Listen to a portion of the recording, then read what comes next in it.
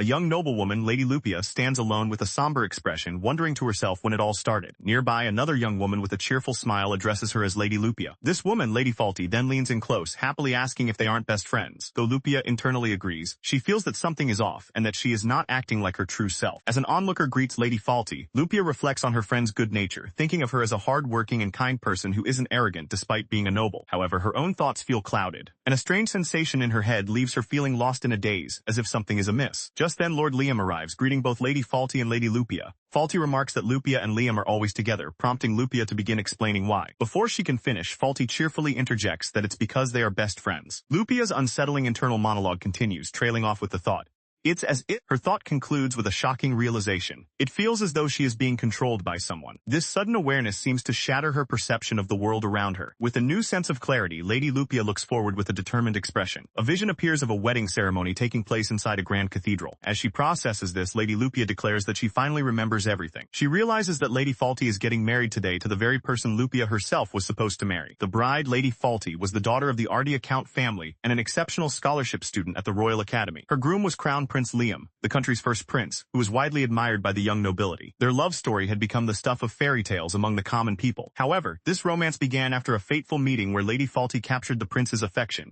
leading him to choose true love over his political engagement to a duke's daughter. The duke's daughter, standing alone and distressed, tries to convince herself that she came to celebrate because Lady Faulty is her friend. Her body trembles with suppressed emotion. In her shock, she wonders why this happened when she was the one who had been engaged to him. Her thoughts drift back to when Lord Liam introduced her to Lady Faulty, who immediately and cheerfully declared herself Lady Lupia's best friend. In that same memory, Lady Faulty enthusiastically told Lord Liam that she had heard a great deal about him from Lupia. The flashback continues, showing Faulty brightly thanking Lord Liam for lending her something. Moments later, she shyly invited him to her next tea party. She even presented him with cookies she had baked herself, her affection for him growing more obvious. The memories shift to a private conversation where Lady Faulty confessed to Lady Lupia that she had fallen for Lord Liam. She then brazenly asked Lupia if she would let her have him. With a chilling smile, Faulty justified her request by reminding Lupia that they were best friends. Back in the present, Lady Lupia recalls numbly agreeing to Faulty's demand. The memory shatters her composure, and she suddenly questions if they were ever really friends at all. Another memory surfaces, Lord Liam approaching her to say there was someone he had recently become interested in. He then revealed that person was Lady Faulty, and directly asked for Lady Lupia's opinion on the matter. He looked at her with an intense expression, as if questioning her very presence. Then a vision of Lady Faulty appeared in a dark space, her face blank and unreadable. Back in the present, she and her companion, Alf, walked with the other guests toward the grand venue for the celebration. The bride, Lady Faulty, was described as a perfect idol with beautiful features and a sweet voice. Her cheerful personality had won over commoners and lower nobles alike. In contrast, Lady Lupia stood elsewhere in the hall, her thoughts trailing off. Nearby, guests whispered that Lady Lupia seemed cold and businesslike, asserting that the cheerful Lady Faulty was the one who would truly brighten the country. Lady Lupia overheard their cutting remarks. She lowered her gaze, her expression hardening at their words. Startled, Lady Lupia gasped in disbelief. As she walked through the crowd, she was overcome with a feeling of disgust. A knight rushed to her side, calling out Lady Lupia with concern. Recognizing him as Alf, she was surprised when he asked if she was okay. The knight was Alfred of the Carmond family, and he noted that she must be exhausted from all the preparations for the day. Alfred urged her to go rest in the waiting room, but she insisted she was fine. He firmly disagreed, telling her she couldn't continue on. Just then, a baron's son approached them tauntingly, asking why they looked so gloomy at a celebration. The young man smirked, clearly enjoying their discomfort. Another baron's son joined in, smugly asking if they had no congratulations to offer for the crown prince's wedding. Alf glared at them, his anger rising. He clenched his fist, ready to confront the two men. However, Lady Lupia stopped him, reassuring him that she was fine and was just about to offer her congratulations. Internally, she grimly reminded herself that congratulations were more than just words, especially since she and the bride were supposed to be friends. She held a small wrapped gift in her hands. Her thoughts spiraled as she struggled to voice the words. Even though she felt disgusted and wanted to flee, she forced herself to utter a fragmented congratulations. Her fragmented words drew the attention of two young men, sons of a baron, who creepily demanded she smile. She remained silent. In her mind, she was suddenly alone in a dark, fractured space, looking lost. Her expression became somber and distant. Suddenly, the lady's expression hardens with a flash of anger. The two young men are taken aback by her sudden change in demeanor. In the shadows, she clutches her throat, her face obscured. The lady confronts them, reminding them that even with her engagement broken, she is still a duke's daughter, far above their baron family, and questions who they think they are to give her orders. One of the baron's sons looks up at her, stunned by her sharp words. She continues scathingly, asking who a mere baron's son thinks he is to dare give her orders. She then recalls how they were forcing someone in poor health to stand. The men recall demanding congratulations, with one worrying about the situation while the other, bewildered, threatens to send a protest letter from his family. As she walks away, the lady warns them that she will remember their faces and names. Elsewhere, the crown prince tells a knight named Alf to come with him. Meanwhile, the lady walks alone down a long, arched hallway. Alf follows her towards a private room. Inside, she seems troubled, touching her chin thoughtfully. Just then, Alf bursts through the door, calling out for his miss. Startled, the lady questions what is happening, confused by her own strange feelings. As a dark vortex swirls in her mind, she questions her own identity, asking if she is truly Lady Faulty's friend. A memory surfaces of Lady Faulty declaring them best friends. While the lady's past self thought she truly liked Faulty and considered her important, the present lady reacts with denial, trying to push the memory away. A voice in her mind insisted that what she'd had with Lady Faulty was not friendship at all.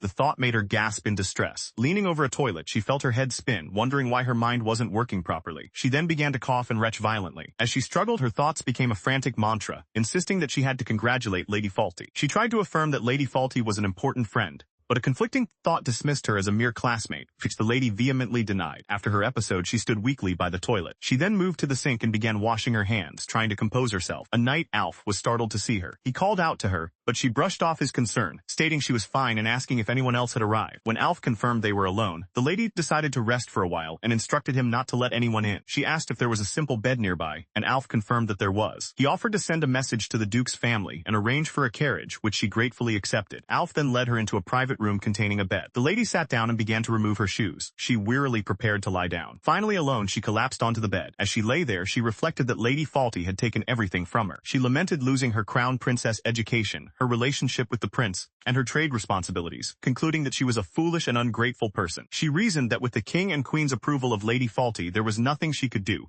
feeling she had failed her parents and her role as a duke's daughter. A look of utter defeat washed over her face. As her hand fell limp, she thought to herself that it was all over. As she gave up, she found herself in bed, the world around her beginning to shatter like glass. The shattering intensified, breaking apart the reality she had known. She then awoke with a start, utterly bewildered by her new surroundings. She finds herself in a strange, colorless void, where only she retains her color. Confused, she wonders what this strange place is. She realizes she is completely alone in the vast empty space. She makes a gesture, attempting to use her abilities. However, her attempt to cast a spell yields no magical reaction. She questions what could have possibly happened to her. Suddenly, a message appears before her, announcing that the system release is complete. The voice continues, declaring that the real world is now beginning. She repeats the word real, trying to comprehend its meaning. Her confusion deepens as she is thrown back into her room. The world shatters once more, returning her to her bed. The scene shifts to a wedding where Crown Prince Liam and his bride, Lady Faulty, greet their guests. As Prince Liam looks on, a guest wonders aloud where Lady Lupia has gone. Lady Faulty smiles slyly, stating that as her friend, Lady Lupia must be there to congratulate her. A dark, silent moment passes, emphasizing her worth. The unsettling feeling from her smile lingers. Looking around in a daze, she wondered what was happening. She then stood frozen as a sudden shock ran through her. Then she noticed her body felt light, and the discomfort from earlier was gone. She recalled the phrase liberation from the system, and wondered if that was what they meant by the ending. Although she didn't fully understand what had happened,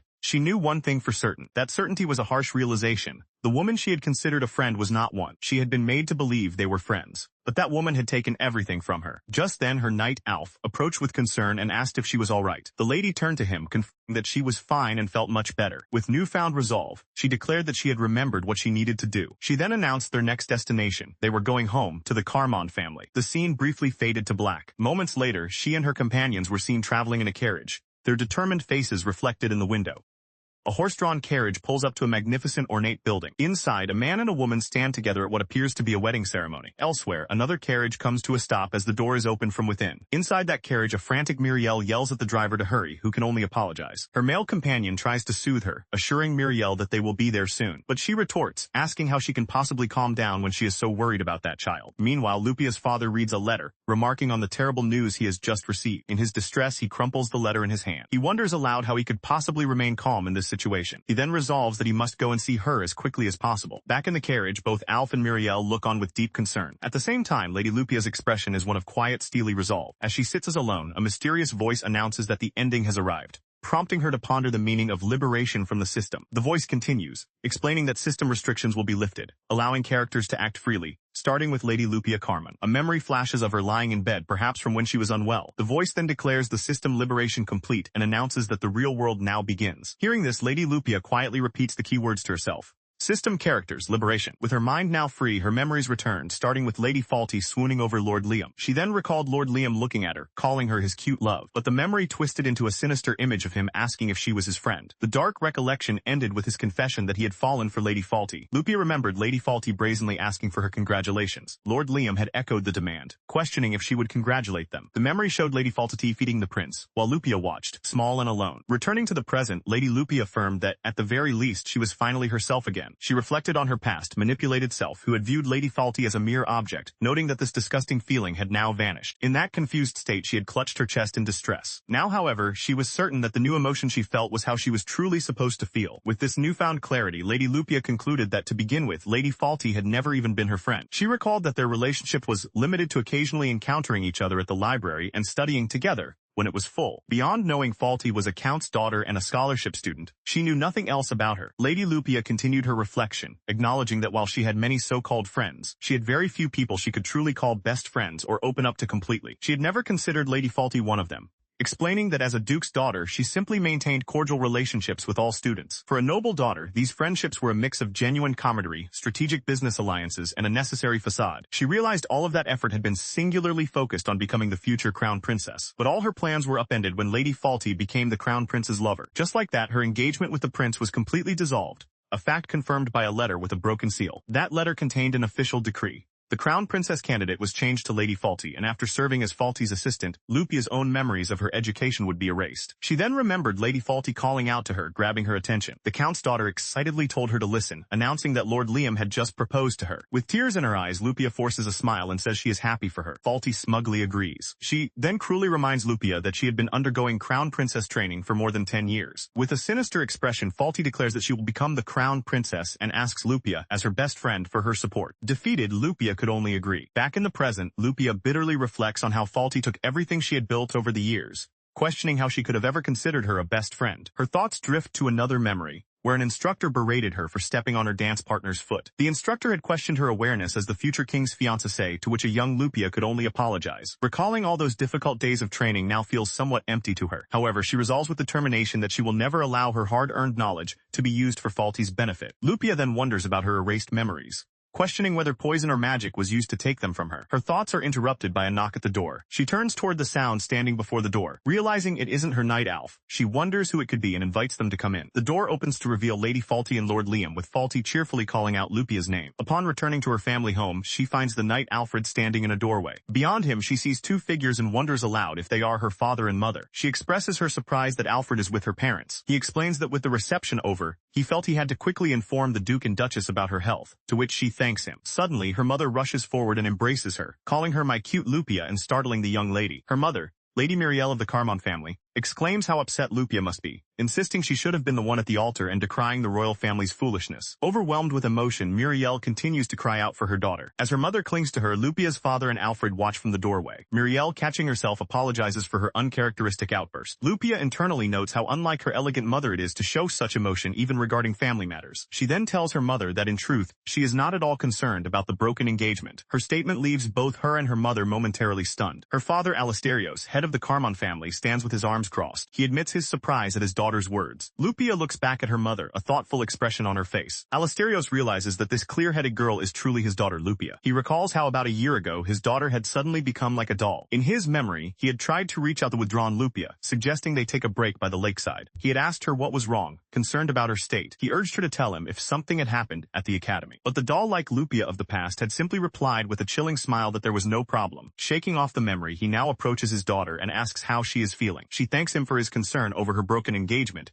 before starting to address her health. However, her hands tremble uncontrollably, betraying her outward composure. She then admitted that she was not feeling great. Her father confirmed her words, observing that her face was far too pale. Deciding to depart, he told Muriel and Alfred that they were leaving, and Muriel agreed. As he walked away, the father instructed Alfred to take care of Lupia, an order the knight readily accepted. Watching them go, Lupia let out a small laugh, thinking to herself that their sudden departure was like a storm. She then turned to Alfred and asked him to lend her a hand, which he dutifully did. However, as she tried to take a step, she let out a startled sound. She reached out her hand toward Alfred for support. Lupia suddenly realized that her limbs were not moving as she willed them to, a strange condition she had failed to notice until that moment. Down the hall, her father and Muriel continued to walk away. Noticing her struggle, her father called out her name, and Lupia managed a weak reply. She apologized again, explaining that it was hard for her to walk before crying out as she began to fall. Losing her balance completely, Lupia stumbled forward. Strong arms caught her before she hit the ground, and looking up she was shocked to see it was her father. As her father carried her, Muriel told her to let herself be pampered for now, but an embarrassed Lupia asked if she wasn't too heavy. He simply replied that no matter her age, it was a father's privilege to carry his beloved daughter. His words were characteristic of the head of the Carmond family, a military line descended from a royal younger brother that once served the kingdom as knights. Lupia knew her father, Alasterios, had always followed tradition, displaying his full strength as the kingdom's knight commander. Even at 42, he continued to train diligently. As a result, her father's strength is far beyond that of an average adult male. The lady's family, including her father and another woman, arrive in a carriage to meet her. She thanks her father, who responds with a simple acknowledgement. As Alf helps her into the carriage, she wonders how long it has been since she let herself be pampered like this. Just then the crown prince runs towards them, shouting her name, Lupia. The crown prince and Lady Faulty rush up to the carriage, startling Lupia's family. Lady Faulty demands to know where Lupia has been, claiming she was worried, while the crown prince adds that she disappeared without a word. Faulty then complains that she expected Lupia to cheer for her, and the crown prince expresses his disappointment. Lupia's father, Alasterios, steps forward, retorting that it was they who lacked manners first. His sharp rebuke leaves both the crown prince and Lady Faulty shocked into silence. Alasterios states that while he has more to say, his daughter's health is the priority right now. As he turns to leave, he assures them they will meet again soon, and tells them not to forget his words. With a final cold glare, he vows to never forget what they did to his daughter. The carriage door slams shut. Moments later, the Carmond family's carriage pulls away from the palace. The crown prince and Lady Faulty are left behind, watching in stunned silence as it disappears. As they headed home, Lupia rested against her mother, looking utterly dejected. Their carriage traveled along a remote road, taking them away from the capital. Elsewhere, her father Papa thought sadly of his beloved daughter. He began to reminisce, wondering when it all started. Papa questioned when she had changed so much, as a memory of a young cheerful Lupia calling out to him surfaced. The memory took him back to their family's grand castle. In his mind's eye, he saw a happy young Lupia holding up a plate of sweets. She had proudly announced that she and her mama had made them together. The little girl then playfully offered her father a bite. When he asked what was in them, she happily listed figs, sugar, and flour. She eagerly asked if they were tasty, and he warmly confirmed that they were. The flashback continued, showing a slightly older but still radiant Lupia. She had once run to him, excitedly showing off a certificate she received at school. But as time went on, she was more often seen quietly reading a book. Her days became filled with diligent study at her desk. In a later memory, Papa found her still studying and asked if she was ever going to stop. Lupia replied that she had to because she was the crown prince's fiancée. She was determined to become a proper lady without shame, a sentiment that worried her father. He gently told her not to overdo it, reminding her that as the next duchess she didn't need to study so intensely every day. Lupia only responded by quietly addressing him as father. With a look of intense resolve, she simply stated, "I will do it." The memory ended on an image of her hands, a symbol of her unwavering dedication. His memory shifted to a later time, when she stood before a large gate looking just like a doll. Suddenly, she collapsed and he cried out her name, Lupia. She, however, stood up and calmly asked him what was wrong. He questioned why she was taking a break, reminding her that it was a day for her crown princess education. With an unsettling smile, Lupia simply told her father that everything was fine. Her parents watched in confusion as her father muttered her name questioningly. She then walked past her stunned father without another word. Her brother Carmond joined her, and they walked away together with determined expressions. Lupia announced she was returning to her room, leaving her mother to wonder about the state of her child. In shock, her mother could only wonder what had happened to her. Her father recalled that after that day, Lupia's education as both crown princess and ducal heir continued. Fearing it was a burden, he slowed the pace and repeatedly tried to talk to her. But unfortunately, his efforts were for naught. He concluded his memory with the sad realization that his daughter still seemed broken. Several months later, a royal court was convened. An elderly official stood before the assembly, preparing to make several announcements. From the throne, a decree was read, officially changing Prince Liam's crown princess candidate from Lupia Carmen to Lady Faulty Ardea. Hearing this, Karma reacts with shock from within the assembled crowd. The decree went on, laying out a grim future for Lupia. All her education would be used to assist Lady Faulty, after which her memories of that training would be completely erased. Her father could only listen in disbelief before declaring the entire thing to be absurd. He had then burst forward, demanding an explanation from the king for what was happening. The Duke questioned the entire point of his daughter's original engagement. He angrily asked the silent monarch why he had arranged for Lupia to be engaged to the first prince in the first place. He pressed further, asking if the king had forgotten some past promise or agreement, but the king simply stated from his throne that the matter had already been decided. Just then, the doors burst open as a young man stormed into the room. As he left, he lamented how much more his daughter's dignity would be trampled upon. While his attendant tried to call out to him, the Duke then resolved that if the royal family was going to act this way, he would prioritize his own family above all else. He swore that he would never forgive those who had trampled on his daughter. A few days later at the Carmond estate, the Duke was heard demanding to know the meaning of something he was looking at. In another room, a young man began to speak about the royal family's actions. This man, Rupert Carmond, concluded that the royals seemed intent on disregarding his family. He was introduced as the younger child and Lupia's twin brother, a doting Siscon who deeply loves his sister. A flashback revealed a young Rupert's vow. If his sister were to become crown princess, he would become her knight and protect her for the rest of his life. To that end, he had gone to study abroad, excelling in both swordsmanship and magic in preparation to join the Knight Corps for her sake. Back in the present, Rupert turned to his parents with a shocking proposal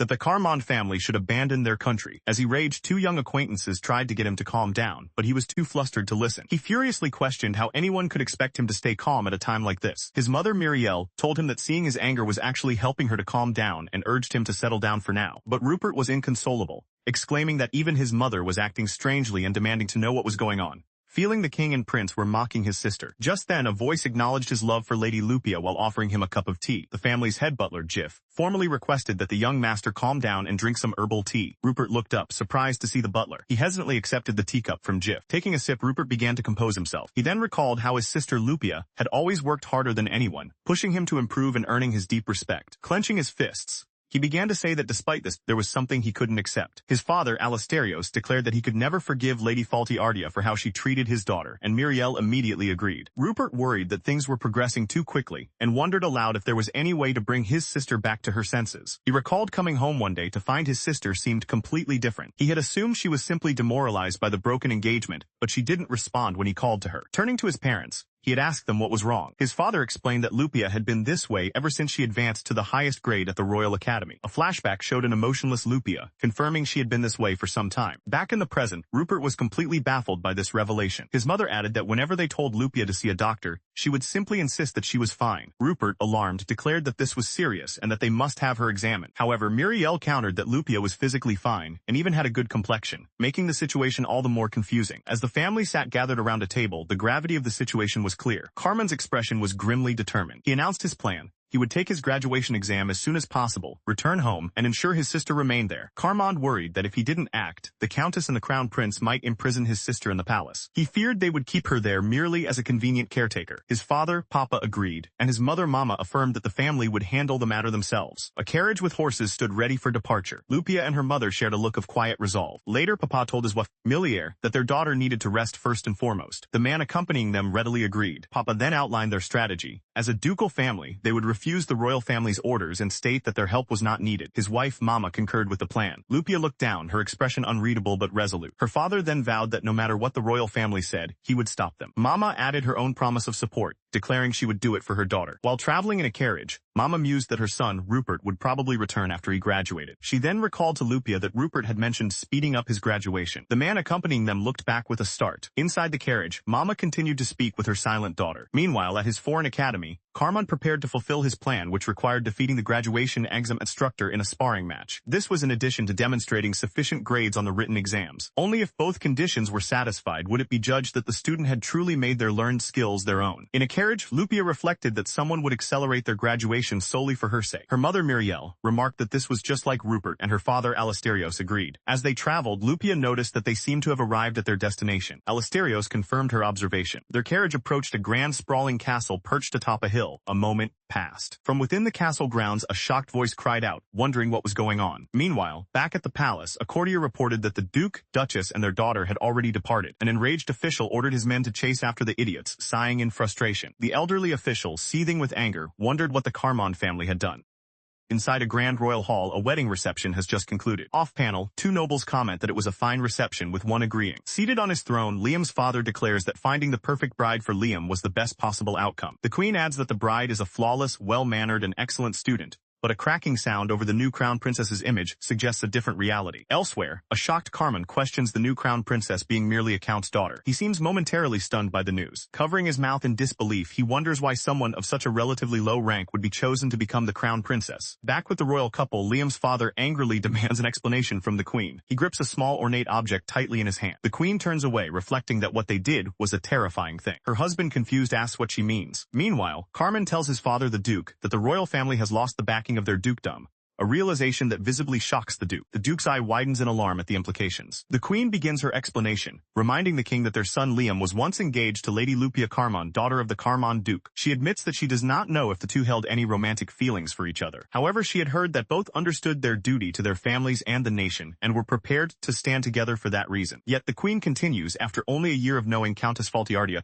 Liam decided to make her the crown princess instead. The king listens intently as the queen recounts the events. She concludes by stating that annulling an engagement with the duke's daughter is an unthinkable act by any standard, questioning the decision. The one most affected by this decision, Lady Lupia, had thought she'd reconciled with someone but was now having doubts. She stood alone, a forlorn figure. Meanwhile, nobles gossiped about her family's hasty departure, recalling that the royals had unilaterally handled the engagement and its annulment, for which the Carmans paid a massive compensation. The Duke believed that if they sincerely apologized, the matter could be resolved. However, the king wondered if it was too late for that. He questioned why they had even approved Liam's engagement to Countess Ardea in the first place. The queen accused him of being the one who pushed for it, but the king reminded his majesty that she was the first to welcome the idea. The queen was taken aback by his retort. The king then privately wondered if Falti was still a lady of worth without the duke's backing. He clenched his fist in frustration. He grimly accepted that the wedding had already taken place and could no longer be undone. The king resolved that they must at least avoid angering the duke and persuade him to become the crown prince's patron again. A figure approached. The next day, a confrontation occurred. Duke Carman arrived before a royal official stating that the fault was clear. The official was left speechless by his sudden appearance. The duke began to list the royal family's offenses, starting with their annulment of the engagement. He angrily pointed out that they had not only damaged his daughter Lupia's honor, but now expected her to tutor the new crown princess after 10 years of her own dedicated education. Continuing his tirade, the duke recounted the further insult that the princess's education was a royal secret and that Lupia's memories would be erased after her service. He seethed with indignation. This, he declared, made it seem as though his daughter was nothing more than a tool. He finished his accusation, stating they viewed her as a convenient piece to be used and discarded at their pleasure. He then reported that his daughter had collapsed from vomiting at the wedding reception the previous day. His wife Muriel gasped in reaction. She stammered, shocked at her husband's bluntness. A brief image shows the two sons of baronial houses who had harassed Lupia. Their son Rupert then revealed that the ones who forced his sister to give her blessings were the crown prince's friends from the academy, sons of baronial houses. Rupert let out a cold, mocking laugh. The duke firmly declared that his daughter Lupia would not be coming to the palace until she fully recovered her health. Rupert added that if the new crown princess is truly so excellent, she should be able to find another suitable tutor immediately. He then questioned the very purpose of bringing Lupia there at all. An elderly official wondered if it was because the crown princess desired it, wanting her dear friend Lupia to be around. Rupert scoffed, remarking how strange that sounded. Muriel vehemently denied the official's suggestion, shouting that it was absolutely not true. The duke calmly affirmed that regardless of what was said, he would have his daughter rest and recover. He explained that his child, who had never shown weakness before, had suffered deep mental anguish. Rupert agreed, stating that it is only natural for a parent to protect their child. He then stepped forward with purpose. Alarmed, Muriel cried out for him to wait. Ignoring her, Rupert clenched his fist and continued on his way. The doors slammed shut behind him as he left the hall. The elderly official sat stunned in his chair. The grand hall was now empty, save for the two remaining figures. The queen turned to the official and asked what they should do, but he admitted that he didn't know. Elsewhere, Liam's father felt a similar despair, covering his face in anguish and wondering why this was all happening. He let out a sigh, lamenting that his son was a fool. The new crown princess, Falti, was also puzzled, but for different reasons, wondering why the king would think such a thing. She sat alone at her desk in a grand empty room. Falti mused that since her closeness level with Lupia was supposed to be high, Lupia should have willingly become her tutor. She sat lost in thought, a swirl of confusion above her head. She then recalled that she had successfully entered the marriage route with Liam. This led her to realize that she must be on a specific path. Her thoughts revealed her goal, the true happy ending route, which she envisioned with a blissful smile. She remembered that this was the most difficult romance ending to achieve in the game. However, she also knew that it was the one that ended with everyone's approval. Even her rival, Lady Lupia, was supposed to cause no conflict in the end, according to this route. Sitting at her desk, she quietly sought confirmation, wondering if her understanding was correct. The view from her window showed the castle against the night sky. Inside, the curtains of her room were drawn. A narrator explained that Falti's ultimate goal was to achieve the true happy ending, be loved by all, and spend happy times with everyone. She looked up from her writing, lost in this thought. The narration continued, stating that once she reached her desired ending, she had failed to consider what would happen to her afterwards. Having achieved her goal, she now slept peacefully in her bed. While she slept, unaware of the storm she had caused, a tense scene unfolded in a grand hall, where two figures stood at a distant altar. Crown Prince Liam watched them with a serious expression. He then turned to his father, demanding to know what was happening. Liam's father, however, insisted that Liam first answer a question from them. Confused, Liam asked what question, and his father simply confirmed that there was one. The assembled crowd watched the exchange with bated breath. With a sigh, Liam's father announced that he would begin the proceedings. An official then addressed the prince, stating he must already know the crown princess's budget had been reduced. A shocked Liam interrupted, demanding to know the meaning of this sudden change. As the crowd urged him to answer the question, he angrily demanded to know why the budget was cut. The official coolly asked if the reason wasn't obvious, but Liam only repeated his frantic why. The prince was stunned into silence by the question. The official began to explain that when Lady Lupia Carmon was the candidate, her ducal house contributed to the budget. He recounted how the duke himself had offered the funds, believing something suitable was necessary for his daughter. Because of this, the Duke had prepared a large sum specifically for the Crown Princess's budget. The official continued, pointing out that now that Lady Lupia was no longer the candidate, the Duke had no reason to continue his contributions. Liam was left utterly speechless by the revelation. A noblewoman added that the Duke treasures his daughter, which is why, as Carmon confirmed, he had covered the budget from his personal funds. The official noted with understanding that the Crown Prince had clearly been unaware of this entire arrangement. He then informed Liam that written documentation of the exact amount contributed had been left. Furthermore, he declared that any remaining surplus from the Duke's contribution would be returned immediately. Panicked, Liam asked what this meant for Falty's Crown Princess budget. The official feigned confusion, coolly asking what the prince meant by what will happen. The flustered prince tried to clarify, stammering that he was referring to the reduced portion of the budget. The official retorted that if he wanted things to be as they were for the Duke's daughter, then the new Crown Princess could simply rely on her own family. Liam was shocked, realizing this meant relying on the Count's house and muttering about what a burden that would be. As Rupert addressed the king, His Majesty questioned why he was making such an issue about the Crown Princess's budget. The king pointed out that it was simply being restored to the normal amount. Another noble added that it wasn't as if they had left her without any budget at all. The full horrifying implication of their actions finally hit Rupert, and his expression filled with pure rage. He looked up in disbelief, unable to finish his thought as he questioned their true meaning. The scene flashed to the Crown Princess, who recalled the time when Lady Lupia Carmen was still the candidate. She feigned shock, asking if it was true that the budget had been used to buy gifts for her, the new Crown Princess. Hearing this implication, Rupert's face contorted with furious shock.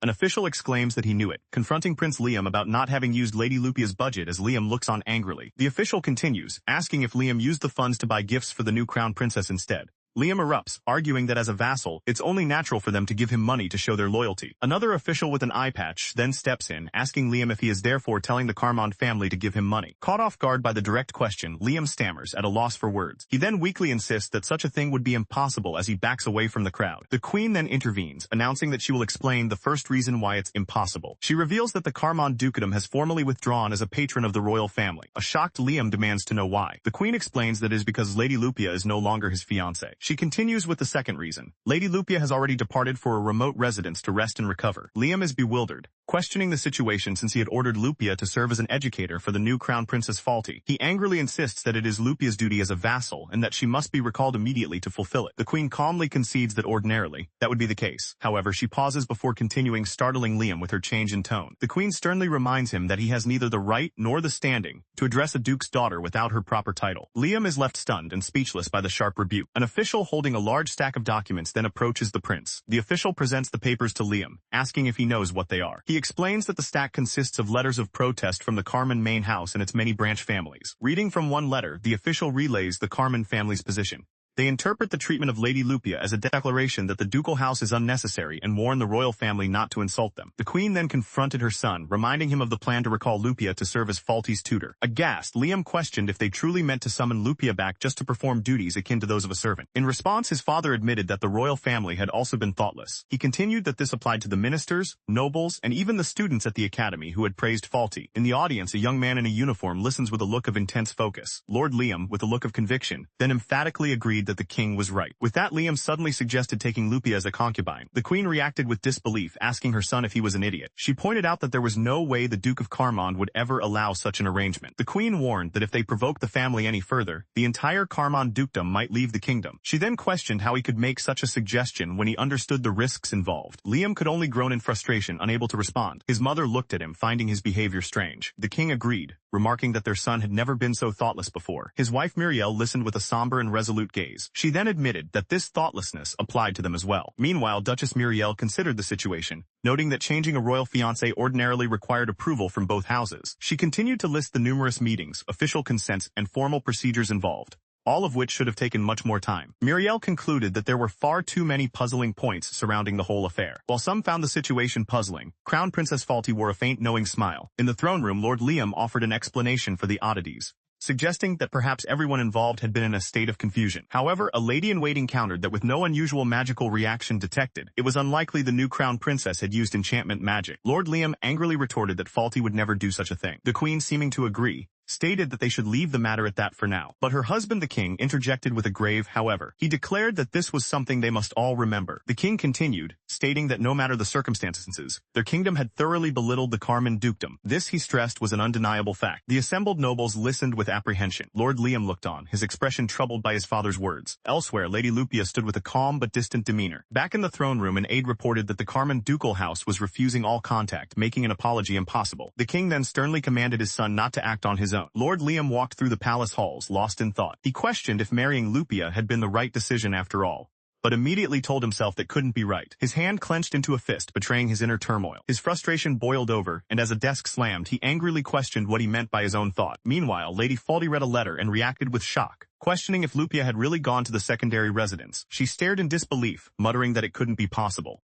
The crown princess reacted with shock to the letter's contents, questioning in disbelief if Lupia had truly gone to the secondary residence. Her shock quickly turned to panic, as she worried aloud about what this would mean for her own crown princess education. She couldn't understand it, reasoning that Lupia's affection level had been maxed out and she had already reached the true happy ending. Overwhelmed by this unexpected development, she cried out in frustration. Her outburst caught the attention of a maid, who cautiously approached and addressed her as Your Highness. The crown princess turned and handed the letter to the maid. Regaining some composure, she apologized to the maid for getting upset. She then asked to be left alone for a while so she could think. The maid acknowledged her request. With a bow, the maid left the room, closing the door behind her. Now alone, the crown princess mentally reviewed the story's starting premise: how she became a scholarship student at the academy and managed to marry the crown prince. She recalled achieving the true happy ending of the game Love Star without any problems. This made the current situation feel strange, as she was certain she had gathered every element needed to trigger that ending. She had done everything right, from scoring almost perfect marks on every exam to even becoming friends with Lupia. Frustrated by the inexplicable turn of events, the crown princess raised her hand with determination. In a desperate attempt to understand, she invoked a game command, calling out to open her status screen. Before her appeared a translucent screen displaying the title The Saint's Miracle. She let out a confused, "Huh?" Looking closer, she was shocked to realize that on it,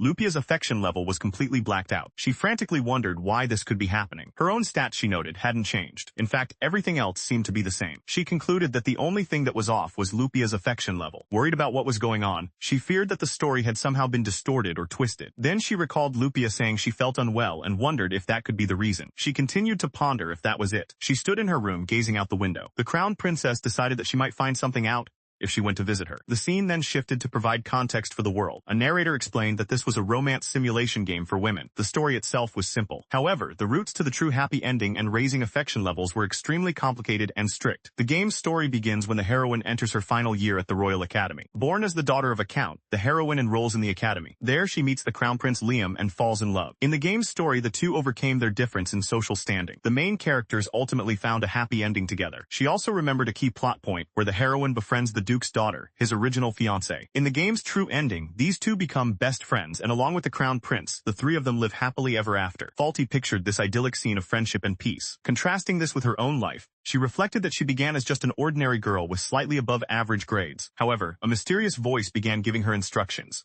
telling her to use specific formulas and memorize grammar, and though she was initially doubtful, the commands echoing in her head startled her. The sudden realization left her wide-eyed. By following the voice's guidance, her grades quickly shot up to first place in the academy, earning her praise and congratulations from her peers, who called her Lady Faulty. The voice continued to help, giving her tips on how to win over the prince, like adding 20 grams of sugar because Crown Prince Liam likes sweet things. With that, she felt the final piece of her plan had fallen into place. Faulty triumphantly recalled how she became the Crown Prince's fiancée and climbed the social ladder to become the future queen of the country. The mysterious voice in her head chuckled, remarking how a queen could be chosen from a mere count's family, attributing it all to its own influence. But the voice quickly corrected itself, warning Faulty not to get conceited and declaring her success was simply God's will. Faulty, however, felt slighted, muttering to herself that she had worked hard too. Her frustration boiled over, and with a manic expression, she insists that she did in fact work very hard for her achievements. The narration notes that the widespread support she received from the Academy's students was a major factor in her marriage. Indeed, other students could be seen fawning over Lady Faulty, praising her beauty and vowing to follow her forever. She reflected that while the high-ranking noble ladies had sided with the Duke's daughter, Lupia, she had successfully won over the commoners and lower-ranked noble ladies who became her allies. And above all, she mused, there was one other key factor. In her mind, she pictured herself whispering insincerely to Lupia. With a predatory grin, again, Faulty recalled declaring that Lupia was her best friend. In fact, she considered Lupia herself to have been her greatest ally. Faulty believed that like a doll, Lupia had obediently yielded everything to her. She briefly admitted to herself that she did feel a little bad for Lupia, but that feeling was quickly replaced by manic glee as she celebrated her good fortune. She gloated over her achievements, such as reconciling with her rival lady and supposedly following God's will. Faulty fiercely resolved that she would never let this opportunity slip away. Ticking off her assets, she noted she had the support of the students and citizens,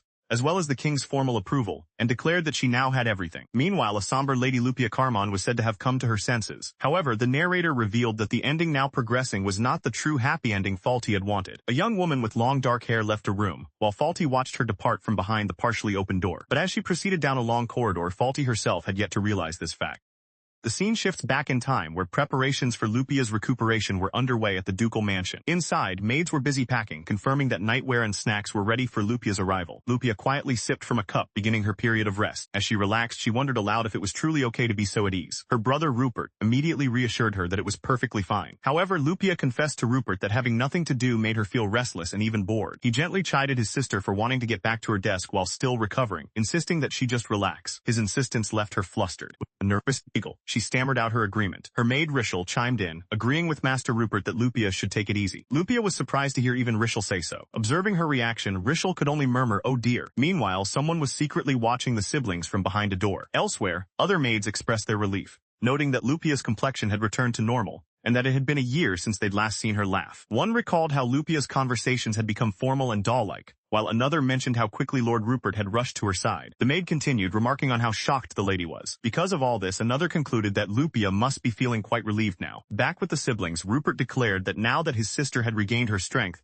they should do something enjoyable, promising to grant any wish she had. Lupia was taken aback, pondering what it was she actually wanted to do. Rupert suggested anything from horseback riding to playing chess with him would be fine. Overwhelmed by the open-ended question, Lupia struggled to recall what she truly enjoyed, prompting Rupert to simply suggest they play chess. He asks if something is wrong, and she replies that she forgot to do something very important first. She decides she must erase all the knowledge gained from her crown princess education in one go. Her brother and Rishel react with shock, exclaiming that's not what he meant and asking why she would do such a thing. Lupia sits with a blank, dazed expression, seemingly unfazed by their outburst. She explains that she must erase her memories quickly, because if she doesn't, the royal family might summon her to the palace, which would become troublesome. While Rupert and Rishel panic in the background, Lupia calmly sips her tea. Lupia calmly suggests asking her father or mother to arrange for a priest who can use memory-erasing magic. Rupert immediately agrees, saying he will take care of it. His sister thanks him for his help. Rupert tells her not to worry about it. He then turns and walks out of the room. Lupia reflects that she can now finally remove the first heavy shackle binding her. She realizes that if she cuts ties with the royal family, she will no longer have to fear the suffering of magic. In a contrasting thought, Prince Liam resolves that he must act before the Carmons come barging in. The scene shifts to Lupia's mother, Muriel, who looks on with a troubled expression. She sighs in resignation, murmuring, "No." Muriel looks out the window of her moving carriage. She laments that while she wanted Lupia to enjoy her rare free time,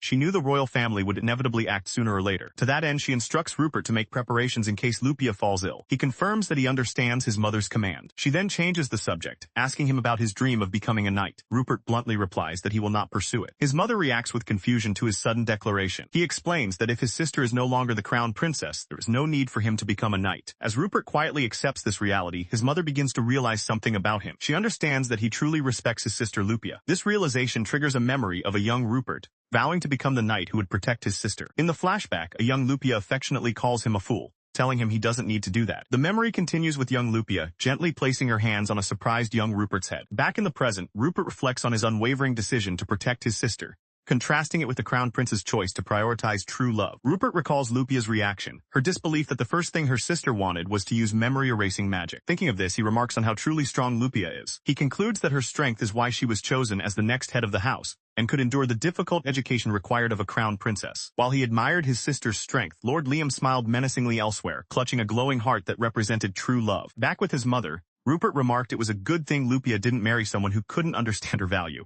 and she readily agreed. Lupia herself seemed to share the sentiment, stating confidently that she has many futures ahead and is sure she will find someone better. In another location, an elderly official stood with a serious expression holding an ornate staff. His destination appeared to be a tall, isolated tower. The solemn official stood ready before the tower's entrance. Inside, the official looked down a long, dark corridor towards Lupa, who was kneeling in a distant pool of light. She looked up, her expression calm and resolute. Watching from afar, Rupert and his father appeared deeply concerned. Lupia's mother also watched with an anxious gaze. She nervously addressed the group. The official official, however, focused only on Lupia, addressing her by name. As he spoke, his staff began to glow with a bright light. He asked if she was ready, and Lupia calmly confirmed that she was. The staff then flared with intense magical energy. A powerful spell immediately enveloped Lupia as glowing runes materialized in the air around her. The magical energy whipped violently around her dress. The spell's force suddenly intensified, causing cracks to appear in the very fabric of the space around her. Tears streamed down Lupia's face as she endured the immense power. But then her eyes snapped open in shock and pain. Dark, corrupting energy burst forth, consuming her body. The backlash from the spell was severe, causing Lupia to violently cough up blood. Blood splattered across her back as she hunched over. She then collapsed forward onto the cold stone ground. Watching from the observation area, Rupert could only stare in absolute horror. Though bleeding profusely on the ground, Lupia internally steeled her resolve, questioning what kind of future head she would be if she couldn't endure this. A brief vision flashed through her mind, a robed figure standing before a radiant being inside an ornate frame. Her brother Rupert's face was etched with shock and concern. Meanwhile, within her mind a cryptic vision played out, showing a robed figure before a version of herself. As Lupia coughs up blood, her brother Rupert calls out her name in alarm. Her parents, the Duke and Duchess, could only look on, their expressions a mixture of helplessness and deep worry. Gathering her strength, Lupia vows that she will never ever lose. He sends another letter. A bonus comic begins, showing Rupert at his study abroad dormitory writing a letter to his sister, mentioning his sudden return must have surprised her. The next day he writes again, explaining that his renewed worry for her compelled him to pick up his pen. His letter was sent off. This continues day after day. Another letter was dispatched. Finally, Lupia sat surrounded by a mountain of correspondence, reading one of the letters with a deadpan expression as yet another one landed on her head. The comic then shows her father Alasterios, trying to invite Lupia somewhere. However, she wordlessly walks away and closes the door on him before he can finish. Alasterios dramatically despairs, wondering if his daughter is going through a rebellious phase.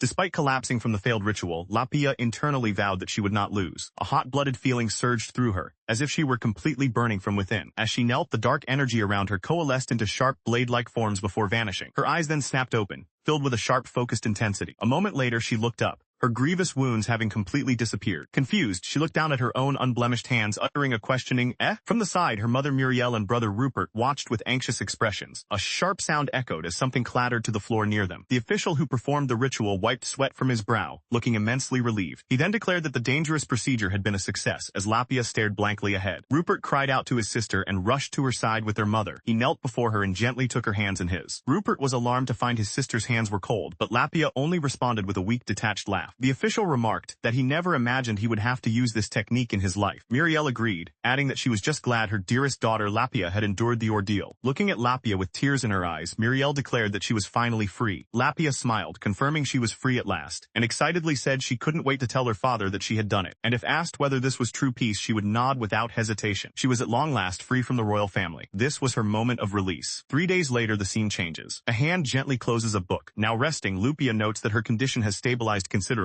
She reflects that although she has been freed from the memories of her crown princess training, other things remain. The humiliation of being made to think of Faulty as a friend and all the wasted time preparing for her role still lingered, as did one other thing. That final memory was the voice from the so-called system, something she vowed never to forget. Pondering the meaning of the system, she decides she should talk to Rupert about it. Resolving to strike while the iron is hot, she immediately sets off to find him. As she walks through the manor, Lupia remembers that Rupert has the day off and should be in his room. She reaches his door and raises her hand to knock. Before she can, she overhears a young woman inside berating Rupert for not telling her about his sister's ordeal, but she falters when he asks what she could have done. Rupert explains that Lupia's condition had been so unbearable that the woman would have fainted if she had seen it. Suddenly, the doorknob begins to turn. The door opens to reveal Vernella Alcione, third daughter of the Alcione Count family, who excitedly calls out to her sister. A startled Lupia greets Vernella in return. Vernella greets Lady Lupia with great enthusiasm, announcing she has come all this way for a visit. Lupia politely thanks her for traveling so far. Vernella stares at Lupia with an intense, unreadable expression. Internally, she thinks of Lupia as my lovely. Sensing something is off, Lupia offers a slightly confused smile in return. She dramatically cries out for her lovely sister. Rupert immediately scolds her, reminding her to consider his sister's health. Watching their exchange, Lupia comments on what a narrow-minded gentleman her brother is. The dark-haired woman is introduced as Vernella, Rupert's fiancée and the third daughter of the Alcione Count family. Despite being only 16, she is highly talented and already manages several of her family's businesses. Though she appears friendly, Vernella never drops her formal demeanor in social situations. Her consistent reserve is compared to a magnificent rose full of thorns. Because of this, she has earned the title the Lady of the Blue Rose in society. society. Back in the present, Vernella exclaims that something is wonderful. She then recalls Lupia mentioning the use of memory-erasing magic. Lupia confirms this is true, explaining that thanks to the magic, her memories of the Crown Princess training are now completely gone. She concludes that this means there is no reason for the Crown Prince or Crown Princess to summon her anymore. Hearing this, Vernella's expression darkens as she quietly takes in the information. Vernella then declares that she will no longer speak as a sister, but as a member of the Alcyone family. A close-up reveals the intense, wary eyes of the person she is addressing. Lupia, picking up on the formality, asks what she means, addressing her as the Alcyone Count family young lady. Vernella reveals that His Majesty the King and the Crown Prince intend to approach Lady Lupia. Lupia processes this grave news with a quiet acknowledgement. Meanwhile, at his desk, Rupert reflected that his father had managed to prevent an undesirable outcome. Lord Liam, however, worried that they still couldn't predict what their adversaries might attempt next. The elderly official he is speaking with listens with a grim expression. He then extended his hand and began to speak, saying,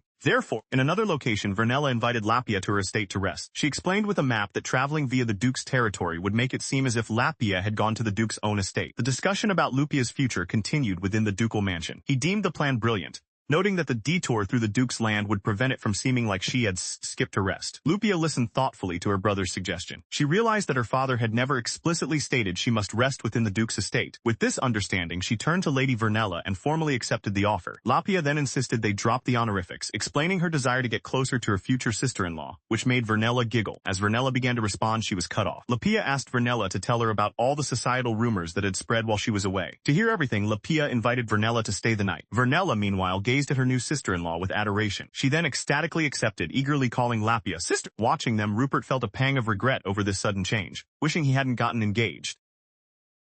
Rupert quickly reminded himself that the Alcyone family was an extremely strong and necessary ally for the Calmans. She too understood the nature of their arrangement, musing that a count's daughter would only be chosen as a Carmon fiancée if she were skilled in martial arts and military affairs. Because of this, she concluded with a smile. The engagement was perfect for both families. Later, she happily declared that preparing new sleepwear had been the right choice, prompting a surprised Rupert to ask if she was really planning to stay the night. The scene then showed the grand exterior of the Carmon ducal mansion. Meanwhile, inside a different room, Crown Princess Falti and Lord Liam sat silently across from one another. In a shared, unspoken thought, they both began to wonder how things had gone so wrong. They couldn't comprehend how the situation had come to this. Their grim, shadowed expressions reflected their mutual bewilderment as the chapter concluded. An extra comic began with Crown Princess Falti reading a letter and exclaiming that Lupia had gone to another residence. She reacted with disbelief, imagining her rival had gone on a luxurious vacation. With a look of shock, Falti admitted to herself that she was incredibly jealous. In another bonus comic, Rupert vowed to stay one step ahead of his sister, promising to consider her health following her illness. His expression was one of intense, fiery determination. He then pictured himself staying one, then 2 steps ahead of Lapia, who could only look on in confusion. His fantasy escalated to being 3 steps ahead, where he appeared demonic while holding a mace, completely baffling his sister. Back in reality, a concerned Lapia asked what was wrong as Rupert lay collapsed on the floor, panting that he needed to train like a demon.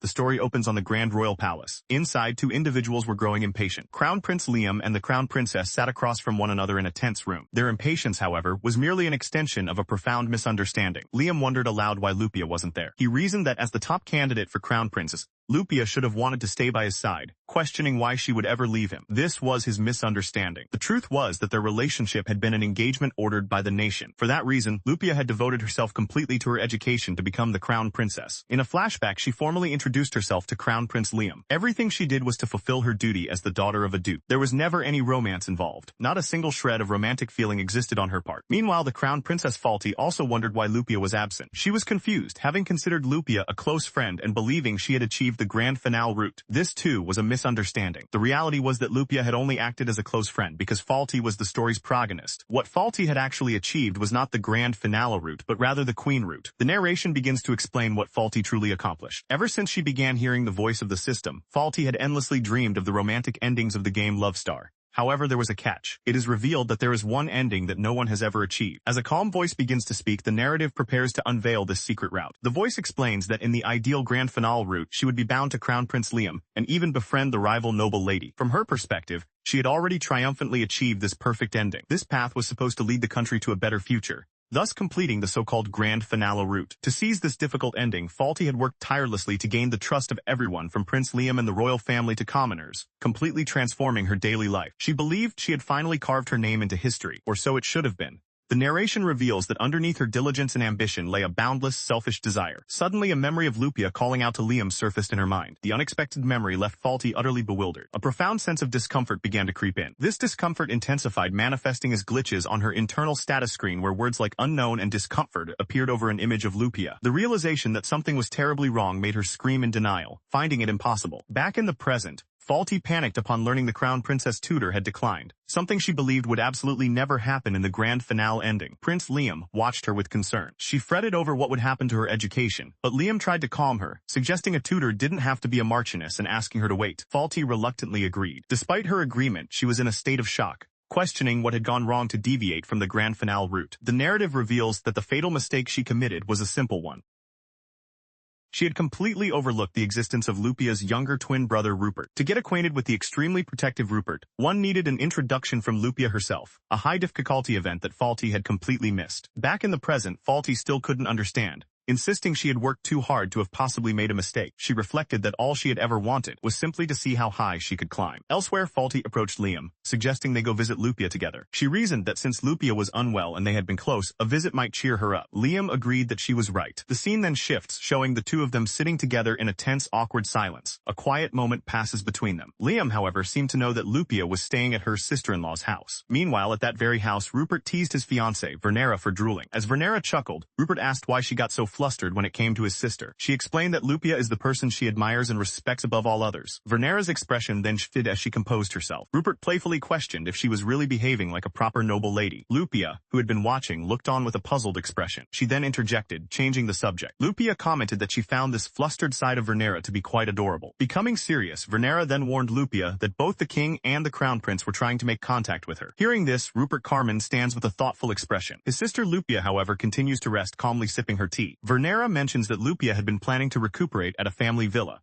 and Rupert adds that most of the packing is already finished. She then turned to Lupia, addressing her as sister-in-law. Lupia explained that her recovery was taking longer than expected, as the burden from the memory erasure still lingered. She apologized for the delay, but Vernera quickly insisted there was absolutely no need to apologize. Rupert agreed, telling his sister-in-law that while they should hurry, her health came first. Feeling she had been insensitive, Vernera chastised herself for being thoughtless. Suddenly, the sound of hurried footsteps echoed from the hallway. As a door burst open, a voice urgently called for the young master and miss. The butler, Jeef, had arrived, and a surprised Lupia asked what was so urgent that he would enter without knocking. Holding out a letter, Jif announced that the crown prince and princess had sent a request to visit the young lady. The news left Lupia, Rupert, and Vernera with serious expressions. Lupia wondered aloud why they would want to visit her, as there was no reason for it. Taking charge, she ordered Jif to contact her father at once, and he immediately complied. Lupia then told Rupert that she would deliver a message spell to their mother, and he agreed. Rupert in turn instructed Vernera to arrange their trip to the territory at maximum speed. As she began to cast her spell, Lupia considered the possibility that the royals might try to contact her without her father's permission. Her hands began to glow with magical energy. The magic coalesced in her palms, forming a small bird of light. The magical bird then grew and took flight,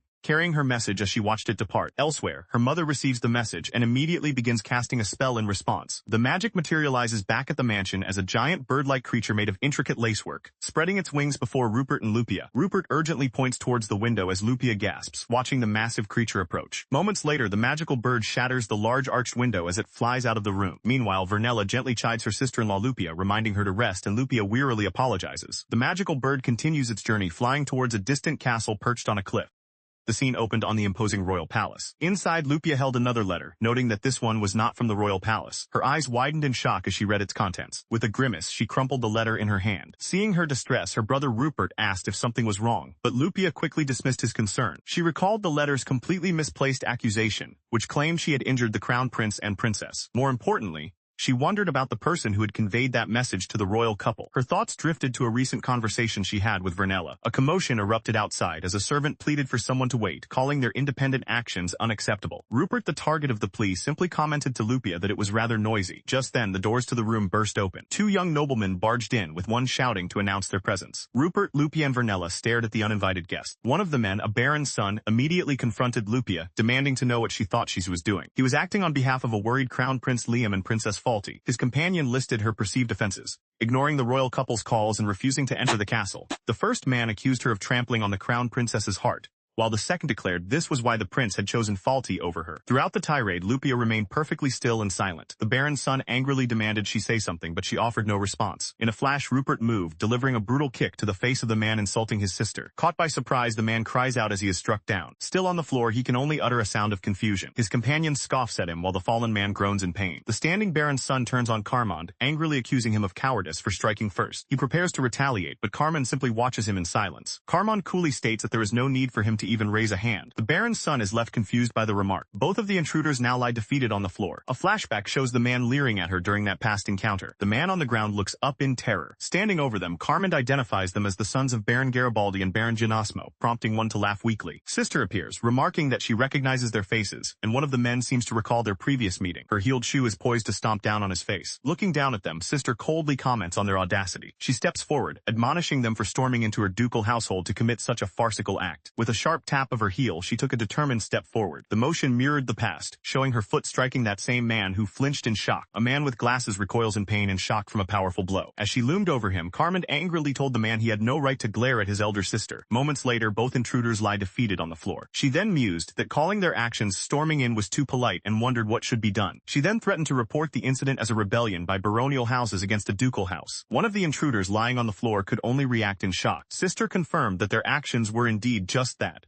listing how they had forced their way into the estate without permission, pushing past servants and knights. She continued her accusation, suggesting they had timed their attack for when her father was away. As one of the men tried to add something, Sister moved to step on him, silencing him. She then coolly recited the rule of etiquette that those of lower standing must not speak to their superiors without permission. After she addressed him as Baron, the man on the floor retorted that she was the one disregarding the unspoken rules of noble conduct. Ignoring him, Sister simply wondered aloud what she should do with them. Her menacing presence caused one of the knights to cry out her title in alarm. Sister then turned her fury on her knights, calling it a disgraceful and unacceptable state of affairs that they allowed the intruders to get this far. The knights immediately offered their sincere apologies for their failure. She dismissed their apology as something even a child could do, telling them they'd grown complacent, ordering them to redouble their training after reporting to her father. Vernella and Sister stood opposite each other in a grand room. A close-up then showed Vernella's intensely serious expression. The scene flashes back to Sister telling the intruders she hopes their actions won't lead to their houses being stripped of their titles. She then specifically named the pitiable Garibaldi and Genasmo houses, making her threat clear. Sometime later, a magical messenger bird flies from a woman's hand toward a large estate. The recipient, Muriel, gasps in surprise as she reads the message. The noble woman sitting with her asks if there has been some disturbance at the ducal house. Muriel clarifies that the crown prince and princess have requested to visit her daughter Lupia. Elsewhere, Cassandra, the former crown princess education tutor, reacts with surprise, wondering what business those people could possibly have now. She deduces they must be seeking support and questions if they are unaware that their situation is the result of their own choices. Cassandra muses that perhaps it is precisely because they lack this awareness that they dared to approach her. As she discusses the matter with the noblewoman, Cassandra notes the coincidence. Suddenly a voice calls out her name, startling her. The voice belonging to Faulty asks to speak with Lady Cassandra, who turns to face her in a library. A flashback shows Faulty confidently declaring to Cassandra that she could become a crown princess no less worthy than Lupia. Remembering this, Cassandra adjusts her glasses with a stern expression. Continuing her explanation to Muriel, Cassandra acknowledges that Lady Faulty is said to be outstanding, but she herself has witnessed Lupia's blood-stained efforts for many years. She recalls how Faulty reduced all of that hard work to nothing. Cassandra admits that while it may be childish, she refused to educate the very person who trampled upon Lupia's efforts. Her decision was firm, symbolized by the closing of a book. Cassandra reassures Muriel that since she is not the almost possible tutor, there should be no real issue. Moved, Muriel thanks Cassandra for valuing her daughter so highly. Cassandra insists it is simply the truth, adding that now Lupia can finally do as she wishes, and Muriel agrees. She then reveals Lupia's true dream, to become a great female duke. Indeed, a maid recalled how Lupia, even while undergoing her crown princess education, had refused to give up on that very ambition. She had continued her efforts with an extraordinary resolve that few could ever replicate. Muriel, her mother, firmly believed that for such a child to go unrewarded was something that must never be allowed to happen. Her expression hardened with determination. As she pictured Prince Liam and Faulty, Muriel thought that one must always pay the price for their own actions. Meanwhile, at the royal palace, a difficult conversation was taking place. The queen informed Faulty that every single instructor who had previously handled crown princess education had refused to take charge of her lessons, leaving the new crown princess stunned. Faulty had once confidently declared that she could become a crown princess no less capable than Lupia. However, her former tutor Cassandra had coldly dismissed her, questioning if she was even needed. Even Lupia had privately admitted that Faulty was a shameless crown princess. Faced with this universal refusal, the queen concluded that it could not be helped. She then announced that she would personally take charge of Faulty's crown princess education. Faulty could only stare back in wide-eyed shock at the unexpected declaration.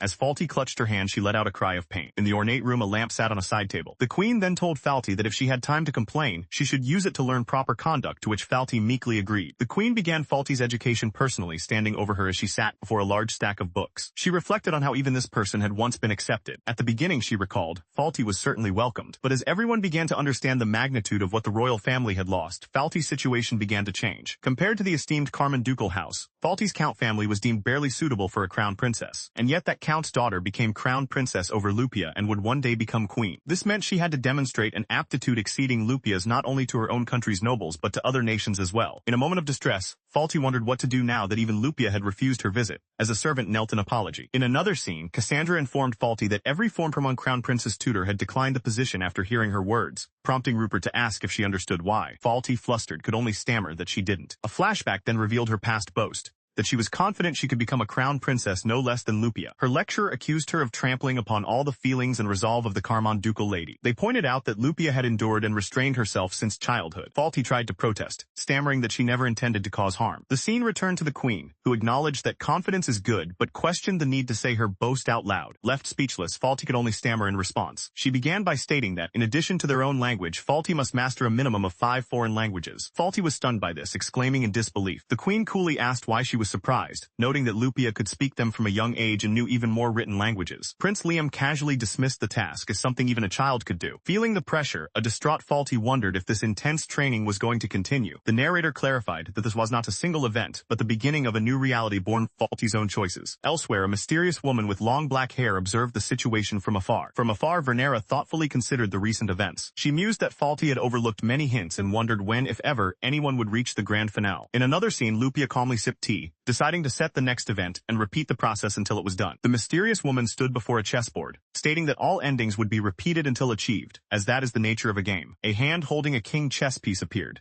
accompanied by the thought the controlled pieces would surely be released once the game ended. The thought concluded with the hope that it would surely end. The maid Rochelle confirmed Lupia's luggage was nearly packed, while another servant asked about Rupert's. Rochelle noted one last item was needed as the servant announced their preparations were complete. Vernera told Lupia they could depart in a few hours and asked about her condition, but Rupert answered for his sister, assuring Vernera she was fine. Lupia, however, internally rejected their planned destination, the Alcyone Count's territory. With Rupert by her side, she decisively announced a new destination, the Kwa Kingdom. Their destination was a scenic realm with a castle perched atop a hill overlooking a town and river. This was the homeland of Lupia's mother, Muriel, a former princess of Kwa. Though her claim to the throne was low, she was cherished for being much younger than her siblings. Upon marrying into the ducal house of a neighboring kingdom, she had relinquished her rights to the throne. However, at the time of her marriage, her parents and siblings told her to rely on her homeland without hesitation if a crisis ever arose. This advice was something they emphasized repeatedly. After explaining Lupia's situation to her elder brother, the current king, Muriel requested permission to relocate, and he approved without hesitation. The family prepared for their move to the new kingdom. Lupia and Rupert naturally had no objections, with Rupert stating they should be grateful to the Kwa Kingdom, and his sister agreeing. Vernera also gave her consent, stating there was no issue as long as her engagement to Rupert continued. Although rumors spread among the nobles about a princess returning who had married abroad, the situation calmed because it was known she had no claim to the throne. The family settled into their new life in the Kwa Kingdom. Lupia began to explore her new surroundings. Elsewhere, Rupert angrily confronted a female guard, demanding to know why she was carrying out his father's errands. The flustered guard could only apologize. He ordered her to refuse such commands in the future, threatening to replace her if she did not understand whose guard she was meant to be. The guard admitted she had no excuse, acknowledging that she should not have obeyed the order, even though it came from the Duke. Meanwhile, Lupia was speaking with Alf, who told her that while he understood the situation, it was not fine at all. She looked at him, pointing out that his statement was contradictory. Alf held a small wooden cross in his hands. Lupia then turned to him directly and asked for his thoughts on the matter. His expression was intense and determined. Standing on a castle battlement, she posed a hypothetical question. What would one do if their consciousness and future were stolen by an unknown party? Her hands firmly gripped the hilt of a crossguard sword. With a swift motion, she points the sword forward, her gaze resolute. She continues her thought, suggesting that instead of reclaiming that stolen future, a different one will simply emerge in a new place, before asking Alf for his opinion. Alf listens to her question with a serious expression. He replies that if it were him, he would likely grieve for what was stolen, a response Lupia acknowledges before trailing off. Alf clarifies that if the future he truly desired, his ultimate goal, had not been taken away, then he would simply change his mindset and move on. Lupia counters with her own philosophy, stating that what is lost can never return and that grieving is therefore a waste of time. Her expression softens as she considers his words. Looking up at the sky as the wind blows through her hair, Lupia concedes that he is right. As they prepared to depart, Rupert Carmen turned to his sister Lupia and wondered aloud who their new guard would be. Nearby, two men questioned the necessity of a guard, especially after the recent ugly incident. Rupert, however, firmly insisted that they did. Vernera explained that it was necessary because they didn't know when the so-called system might make its move. Hearing this, Lupia thought to herself that being manipulated was probably a more accurate way to describe it. She recalled that at that time she had been nothing more than a doll without any free will. The thought was so shocking that Lupia couldn't believe it. Rupert, seeing her distress, wondered who could be behind it and for what purpose. Vernera then asked if it could have been the crown princess, but Lupia denied it, stating that there was someone else involved. A voice in her memory confirmed that the entity was called the system. Just then, a horse galloped towards them, its hooves thundering. Rupert then recalled a memory of a figure on horseback, muttering about that thing. The rider swiftly dismounted. A rider on horseback came to a sudden dramatic stop. He then swiftly dismounted, his boots hitting the ground firmly. Rupert recognized the man and called out to his uncle Gerald. The man, Lord Gerald, apologized for his last-minute arrival. Lupia warmly greeted her uncle, whom she hadn't seen in a while. He was introduced as the younger brother of their father, Alasterios, and the one who oversees all the branch families of the Carmon ducal house. He noted that they both looked well, adding that it was good to see them. His attention then turned to Miss Vernera. He then turned his attention to Vernera, remarking that she also seemed to be in good health. She acknowledged him, stating it had been some time, and began to thank him for accepting the role of their guard. She humbly concluded that it was an honor far beyond what she deserved. Hearing this, Lupia expressed her relief, stating that with her uncle protecting them, she could have peace of mind. Gerald then offered to also provide an escort to the Carmen territory. He then addressed Lupia directly, though he seemed hesitant. Lupia requested her uncle consider the recent incident for the better, prompting Gerald to wonder aloud if what happened was truly a misfortune or something positive in the end. Lupia smiled, declaring that her original dream would be fulfilled after all. Her brother Rupert then asked about her condition, recalling that she had also undergone memory erasure magic and wanting to confirm she was fine. She reassured him that there were no longer any problems. Lupia then turned to Miss Vernera, confirming she had been with her, which Vernera affirmed. The Carmen family's carriage stood ready with servants waiting nearby. With a lurch, the horses pulled the carriage forward, beginning their journey at speed. Inside, Lupia mused that it was a strange story. Her brother Rupert asked what she found strange about it. She simply prompted him to think about it. Lupia then explained her reasoning. She had done nothing wrong, yet she was the one trying to distance herself from the royal family. She elaborated that to those in the royal capital she must appear as a pitiful noble lady whose engagement was broken, now fleeing to a remote land. Rupert stammered, beginning to see her point. However, Vernella interjected that this perception was fine and actually worked better for her, which surprised Rupert, who questioned his sister-in-law. Vernella elaborated, suggesting they should let the royal family try chasing after her. She reasoned the world would wonder why the royals would pursue a lady they themselves had deemed unnecessary. Hearing this plan, Rupert looked on in surprise while Vernella remained composed beside him. Lupia then noted that in contrast, the public perception was that Falti and Liam were being celebrated as the destined pair. In light of this, Lupia declared she would no longer hold back, vowing to study and train relentlessly in the Qua Kingdom to become the next duke. Her determination wavered for a moment, however, as she remembered that her father and others were already making relocation plans on her behalf. Rupert noticed her hesitation and encouraged her, saying that once they moved to the Qua Kingdom, she should do everything she wanted, and he fully agreed with her decision. Lupia looked at him with a worried expression. She turned to Vernella, asking if this was really all right, and Vernella enthusiastically agreed as well. Vernella affirmed that, yes, even in another country she could still work behind the scenes to support them. Still concerned, Lupia asked if it was truly okay to bring Vernella all the way to the Qua Kingdom with them. Vernella insisted that it was truly all right. She pleaded with Lupia not to make such a sad face, explaining that being of service to her sister-in-law is what would make her the happiest. Touched by her words, Lupia could only say Vernella's name. Vernella reflected internally that the day she could finally be of use to Lupia had at last begun to arrive. She believed that without her sister-in-law she would have surely remained, nothing more than a powerless, insignificant person, just Vernera. Speaking aloud again, Vernella urged Lupia not to worry and to do whatever she wished. She added that Lupia had endured so much up until now. Overcome with emotion, Lupia's eyes filled with tears. Changing the subject, Vernella asked if the branch families were also moving to the Qua Kingdom. Rupert confirmed this, explaining that all their relatives knew how much his sister had suffered, and were angry with the king's response. This made Vernella wonder what their father, the Duke, must be doing at that moment. The scene then shifted to the Duke himself, who excused himself as he walked away from an unseen party. His determined steps echoed through the hall. He then stopped, and announced that he would be frank.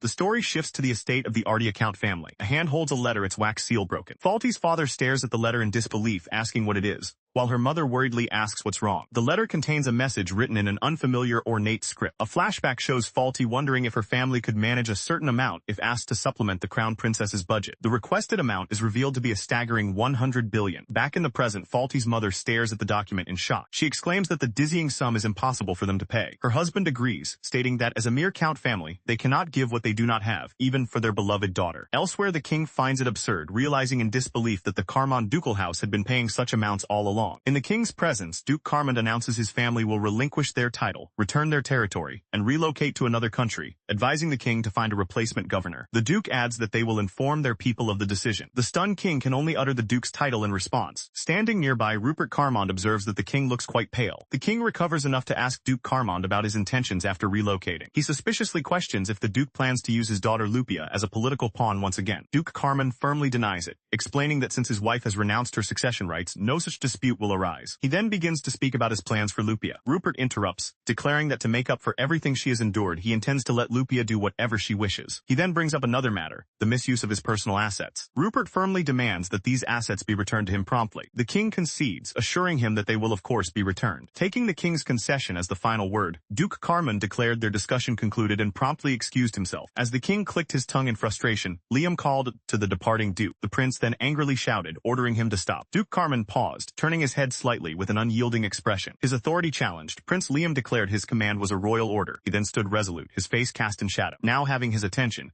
Liam smugly told the duke that he should have listened from the start. The king watched his son's outburst with concern, quietly uttering Liam's name. Duke Carmond, however, turned to face the prince and coldly asked when he had become king. An older nobleman watched with a desperate expression. As the duke began to leave again, the king desperately apologized for his son's rudeness and begged for another chance to explain. The queen also called out to the duke, trying to stop him. The heavy door then slammed shut, ending the conversation. Left alone, the queen could only sigh in resignation. Meanwhile, faulty Ardea lamented that while she was used to the queen's guidance, it wasn't how she imagined her training would be. She wistfully thought that her friend Lupia would have taught her gently and step by step. Faulty immediately began to interact with the glowing holographic interface. Seeking answers, Faulty decided she would have to ask the will of God for an explanation. In response to her will, a system window materialized with the command status open. In response, a holographic interface materializes in front of Faulty. She checked the system for information on Lupia, but noted that, as always, her page was still completely black. She stood before the transparent barrier, attempting to write on it with a stylus. Growing frustrated, she began tapping the surface more and more aggressively. Her frustration mounted into a furious expression. Finally exclaiming her annoyance, she clenched her fist, ready to strike. Her punch shattered the barrier, and she gasped in surprise at the result. She stared in wide-eyed shock at what she had done. From the shattered fragments, a strange, gooey, star-shaped entity emerged. As the entity began to take shape, Ardea shielded her face from the phenomenon. The entity fully materialized into a mysterious, dark-haired woman who stood over the stunned Ardea. Still on the floor, Ardea looked up in disbelief and asked what this was. The mysterious woman simply stared back with a calm, knowing expression. She chided Ardea for being rude, explaining that she had emerged because Ardea was so noisy before musing about the will of God. Looking down with a piercing gaze, the woman directly addressed Ardea, asking what faulty Ardea wanted. Ardea, now standing, retorted by commenting on the woman's contemptuous look. She added that she found it unexpected to be glared at,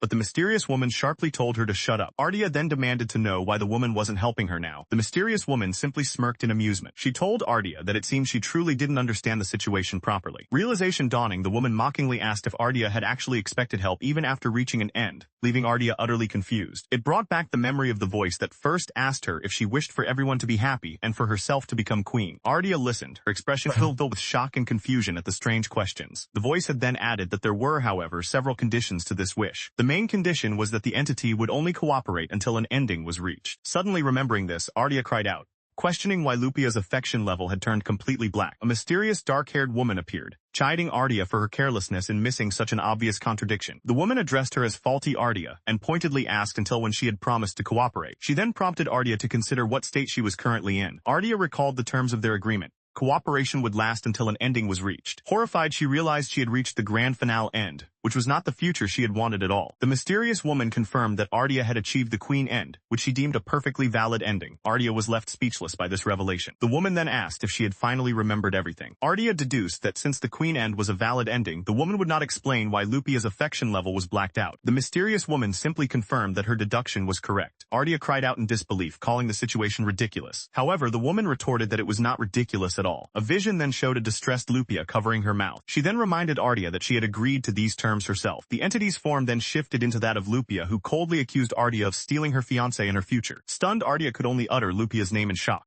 The mysterious woman, now in the form of Lupia, began her confrontation with Faulty by accusing her of stealing her fiancé. She then declared that Faulty had also stolen her future. A shocked Faulty could only stammer Lupia's name in disbelief. The entity continued, stating that the path Faulty would walk from now on is the future she has made for herself. Faulty could only stare back, her face a mask of pure shock and terror. The woman then asked rhetorically if that wasn't simply how things were. Her form shifting, the entity explained that once an ending is reached, one must move forward from there, leaving Faulty speechless. However, Faulty defiantly stated that she didn't want to give up. She then demanded demanded that at the very least, the entity show her the affection level of Lupia, who was supposed to be her friend. The mysterious woman remarked that Faulty was saying something strange again. She questioned why Faulty, who claimed to get along well with Lupia as friends, would want to express that closeness with numbers. Faulty was left stunned and speechless by the question. The entity continued its critique, stating that one wouldn't say such a thing about their own friends. It then pointed out Faulty's obsessive fixation on Lupia alone, demanding to know the reason for it. The woman mused aloud how very interesting she found this behavior. Faulty could only begin to sputter an angry retort. She lashed out, blaming the entity for the current situation because it had stopped guiding her on its own. The entity countered that guiding her was impossible, revealing that it had already released the rival young lady. Faulty was left utterly bewildered by this revelation. Appearing as Lupia, she confronted Faulty, questioning how she could call herself a friend without building a real relationship. Stunned, the young countess could only stammer, unable to form a coherent response. The figure continued, accusing her of judging their bond based solely on numbers. The woman's face twisted into a sinister knowing smile. She then pointed out the hypocrisy of Faulty crying that Lupia was her friend. After all, the woman reminded her, Lupia was already physically far away from both Faulty and the country. The scene shifted to Faulty confronting the mysterious woman in her true form, demanding to know why she had arbitrarily released her. The woman coolly retorted, asking what exactly was arbitrary, leaving Faulty flustered. In frustration, Faulty shouted that she had never agreed to this outcome. A memory surfaced of Faulty, believing that she and Lupia were supposed to improve the country together. The mysterious woman simply looked down on her, thinking how troublesome Faulty was. Faulty was left standing alone and defeated in a vast empty room. She despaired, realizing that since reaching the queen end, everything had backfired.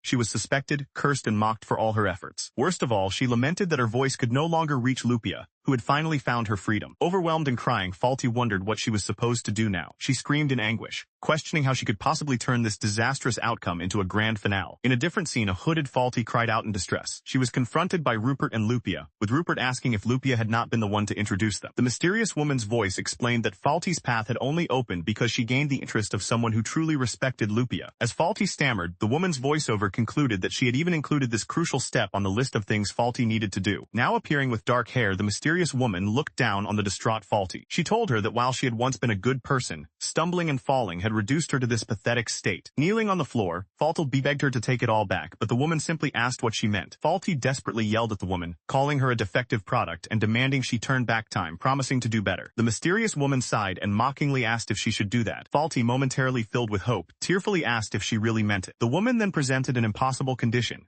She would try turning back time if Faulty could unburn charred meat. Faulty clicked her tongue in frustration, exclaiming that such a thing was obviously not possible. The mysterious woman confirmed that Faulty understood, stating that what she asked for was impossible. Faulty turned and walked away, looking utterly defeated. The mysterious woman's voice followed her, telling her not to throw a tantrum. She advised Faulty to look toward the future as there is no sequel to a finished fairy tale.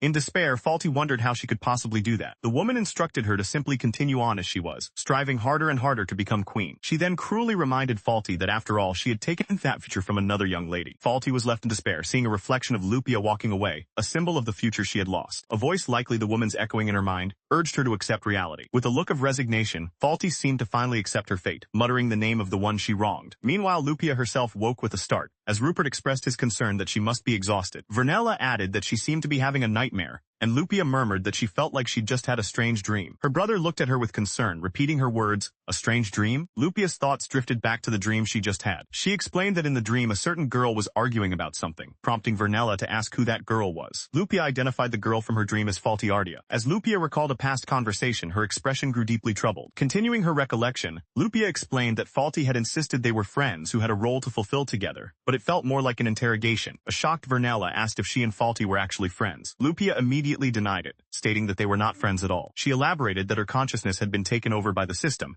and Faulty had simply appeared beside her as a result. Lupia then recounted how she contacted her real friends after the wedding, and they all confirmed that they too had felt something was strange. This complex web of noble relationships was visualized as a series of heavy, interconnected chains. Lupia clarified that Faulty was by no means a friend. They only met occasionally at soirees, emphasizing that noble social relations are not simple. Vernella looked at her with understanding, and affirmed that she was absolutely right. Listening to the exchange, Rupert concluded that Miss Ardia's fixation on his sister must be deeply connected to the whole affair. Lupia gravely agreed with her brother's assessment. With renewed determination, she declared she was done being toyed with by Faulty and the royal family, announcing their relocation. However, she acknowledged a potential obstacle. Inheriting the ducal house might prove difficult, depending on the title they would be granted in the Kwa kingdom. She then considered that, From another perspective, there might be a future for her, other than being a ducal lady. She affirmed that there was a new future ahead that they must all move toward. As Rupert looked on, however, Vernera interjected that there was something they needed to handle first. As an image of a crying Faulty appeared, Lupia thought to herself about the things that were unnecessary. She concluded with grim determination that those things must be settled promptly. A carriage waits nearby, ready for a journey. Nearby, Lupia stands alone under a parasol, her expression thoughtful. She contemplates her future, weighing her thoughts on her country, her goal of becoming a ducal head, the Kua kingdom, and her family's status. Overwhelmed, she wonders what she should do. Her uncle, Lord Gerald, approaches from behind and asks what is wrong. Lupia turns, acknowledging her uncle. He gently asks if she is troubled. She confesses that she was wondering what to do as her greatest goal. The path to becoming Duke of Carmond seems to be gone. Lord Gerald tells her that the path is not closed yet, and that she is being too rigid in her thinking. Lupia is surprised by his assertion. He points out that her unusual pessimism is not like her and asks what is wrong. To give her a new perspective, he prompts her to think about her mother. Lord Gerald explains that her mother is a former princess of the Kua kingdom. This means, he continues, that Lupia and her brother are blood relatives of the Kua royal family. He lays out a new option. Even if they are no longer dukes, relocating to the Kua kingdom provides another path, regardless of their mother having renounced her succession rights. Lupia realizes that if the Kua royal family were to treat former royalty lightly, their own dignity would be questioned. Her uncle agrees, confirming they won't be treated carelessly, and that their future will become clearer once the relocation is finalized. He then adds a crucial detail. The current king of the Kua kingdom is one of the princes who doted on their mother, Muriel. Lord Gerald suggests that if the king recognizes value in the twins, he will likely grant them a status equal to their previous one. Lupia, however, is filled with doubt, questioning if she and Rupert truly have such value and if this is all really possible. Her uncle firmly rebukes her for getting discouraged, insisting that she and her twin possess tremendous value. Still unconvinced, Lupia asks if he isn't overestimating them. With a serious expression, he looks her in the eye. He then asks her to name another country where a young lady would undergo both ducal heir and crown princess education simultaneously. Flustered, Lupia admits she only undertook that difficult path because she wanted to. Her uncle continues, stating that such an unreasonable task would normally be impossible to accomplish. He reasons that either education alone would be overwhelming, and while patting her head, praises her for doing very well. Lupia looks up with a faint, knowing smile while holding her umbrella. As an image of the Carmond estate appears, a narrator explains that while the family's education was seen as excessively strict, no one imagined it was a path Lupia chose for herself. Lupia agrees, expressing her relief that she is not alone in her journey. She then speculates that King Rod will likely still grant her a ducal title, prompting a laughing Rupert to declare that her studies won't be wasted. Rupert continues to cheer that this is great news for her, catching a surprised Lupia off guard. Their uncle explains that King Rod deeply loves his sister-in-law, Muriel, and therefore assures the siblings they will be fine, even if there's a test. When a skeptical Lupia asks if he has any grounds for this claim, her uncle cheerfully admits he has none but still believes they will be fine. Lupia seems moved, reflecting that her relatives have truly seen how hard she has worked. Her uncle's voice rings out, telling her to hold her head high. In a quiet moment, Lupia's somber reflection is seen in a carriage window. Despite her uncle's words, Lupia privately doubts it will be so easy, considering a count or baron title more realistic, until Rupert's voice breaks her reverie. He says there's something he's been wondering about. Lupia turns to him and asks what it is. Her brother clarifies that while he isn't denying her path, he wants to know what she had originally wanted to become. He then asked for specifics. Did she want to be the Duchess of Carmond, or did she simply want to succeed their father, regardless of the title? Rupert Carmond began to offer his counsel to his sister. Lupia listened with a focused, unreadable expression. He assured her that he meant no harm and felt that since they were relocating to the Kua kingdom, she should pursue whatever she truly wanted. However, he cautioned that if her ambition was fixated on the status of Duke, then perhaps it would be better not to move. He therefore pressed the question, asking what she really wanted to do. Lupia thoughtfully murmured her brother's name, Rupert. Rupert then confessed that he never felt cut out to be a duke or blessed with the qualities of a head of house, so he had focused on his personal abilities instead. He revealed that his plan had been to become her strongest ally if she became crown princess, protecting her from the schemers he knew populated the royal palace.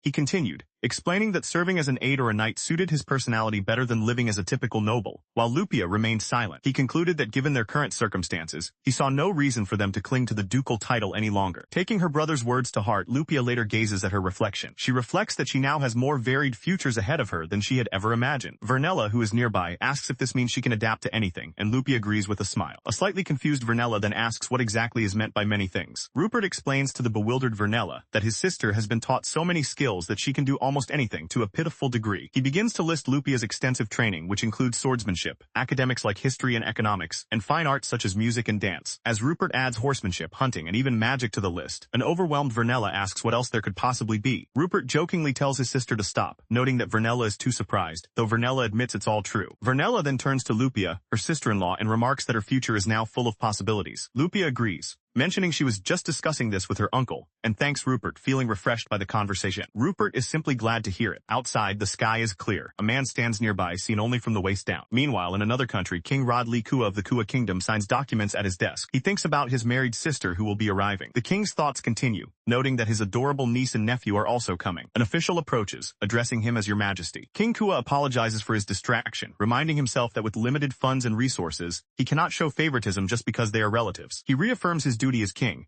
knowing he must judge them fairly and cannot appoint incompetent people to important positions. Looking out over his kingdom, King Koopa declares that the Carmen family must come before him as ordinary nobles, not as his relatives. He stands alone, looking out a large window. The king's expression is firm and resolute.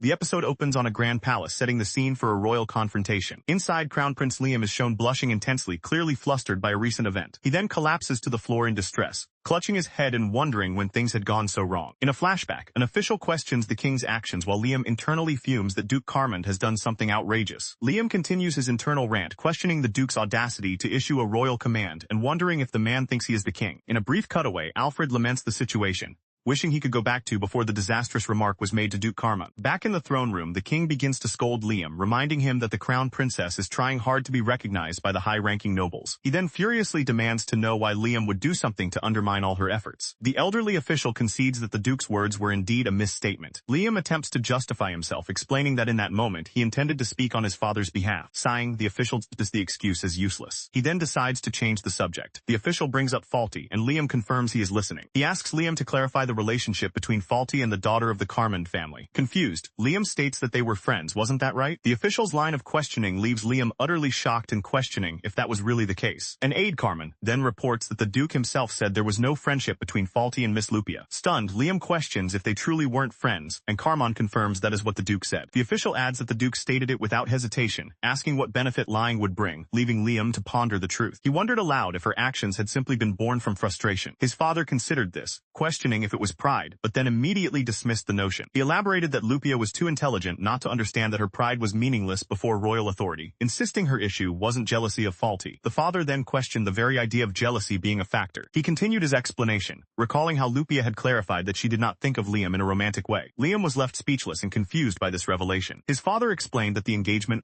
was arranged by the Carmond family, simply because they believed it would be a convenient match for the prince. Liam reacted in disbelief, repeating the word convenient. The father's voiceover explained that Lupia was after all a duke's daughter, as a flashback showed her formally introducing herself to Liam. He concluded that she had chosen to be tool for her family, and while she may have held some affection for Liam, it was nothing more. In response to this new understanding, Liam's fist clenched tightly. The scene then shifted to Faulty's location, where she was expecting a visit from Liam, who she knew had free time from his duties. She looked up as he entered. Overjoyed, Faulty called out Liam's name with a bright smile. Her cheerful greeting was contrasted by a memory of a stoic Lupia formally addressing a royal. Faulty recalled Lupia's instruction that members of the royal family must not show obvious expressions. Liam watched her with a serious, unreadable expression. Faulty, however, was too excited to notice, boasting that the queen had praised her and that her own royal gestures were improving, even if they weren't as perfect as Lupia's. Finally noticing his silence, she hesitantly asked Liam what was wrong. Ignoring her question, Liam addressed Faulty and asked how she had become so close with the Carmond family's daughter. Faulty was visibly startled by his sudden inquiry. Liam explained that he was simply curious, recounting how the two of them had spent so much time together during their third year, despite not being in the same class. Still processing his question, Faulty could only ask why he was bringing this up now. He reminded her of her own words, that Lupia was her friend but didn't help her, and repeated his question about how she had become so close to the Duke's daughter. She stared in stunned silence, his question echoing in her mind. The horrifying truth surfaced. To her, Lupia was merely a tool, a decoy, and a role to be played. In a flashback, Faulty had claimed their meeting was just by chance, a response which Liam questioned. Back in the present, Faulty nervously affirmed her answer and asked why he was suddenly questioning her,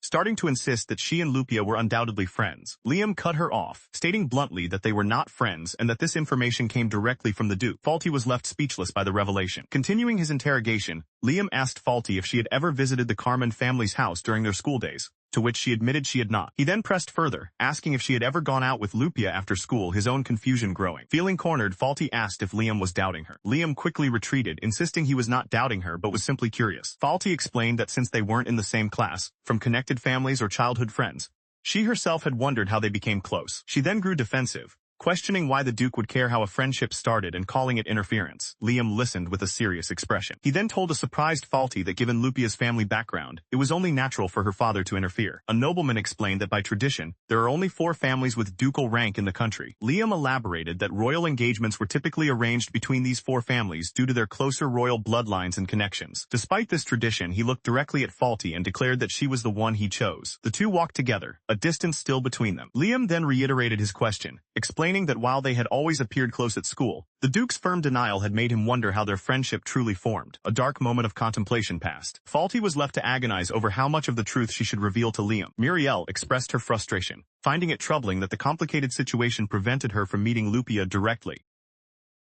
Having made her choice, Faulty simply apologized for asking something strange, but Liam changed the subject, inquiring if her duties and studies were progressing well. She enthusiastically confirmed that they were. She then began to excitedly recount an anecdote about the Queen. Liam's thoughts, however, drifted to Lupia.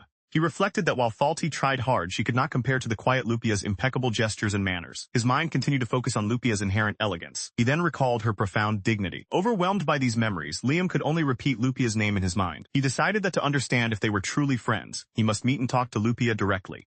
Arriving at a grand castle, Lupia lets out a relieved sigh. Inside, Rupert notes to Vernella that while their stay was relaxing, the long-distance travel has been quite draining. Lupia then approaches them, asking if they are all right after the journey. The family's departure from their home country is marked by memories of past conflicts involving Lupia and Prince Liam. Having left their past behind, Lupia reflects on finally gaining a moment of peace. Her brother Rupert, ever concerned, asks his sister if she is doing okay. Lupia reassures him that she is fine, explaining that her mana circulation has returned to normal. She adds that she also made sure to stretch during their breaks on the road. Hearing this, Rupert sheepishly considers that perhaps he was the one who didn't stretch enough. Later, overwhelmed with emotion, Lupia sincerely thanks the Queen of Kua. The Queen offers to listen to any of Lupia's worries, noting that she can also report them to her husband, the King. Lupia agrees that would be fine but trails off, prompting the Queen to ask what is on her mind. Lupia's thoughts drift to the view of her home, a sprawling, peaceful city nestled within a valley. She recalls Vernella remarking on the territory's peacefulness, and herself wondering if it was because the main industry was agriculture. In that memory, Lupia had smiled, agreeing that this was very likely true. Observing this new land, she noted the same gentle dispositions in its people, and the abundant greenery from its fields and orchards. She continued her assessment, noting that while not overly prosperous, the area had a pleasant bustle and seemed nicely put together. Ultimately, she mused that the future of this land would be determined by its residents. Listening to her thoughts, Vernella simply responded that she understood. She then asked Lupia if she would be staying in the area for a few days. Lupia replied that she had just heard that her mother, the Duchess, was also on her way. Vernella explained that their mother had apparently told their uncle to keep her visit a secret,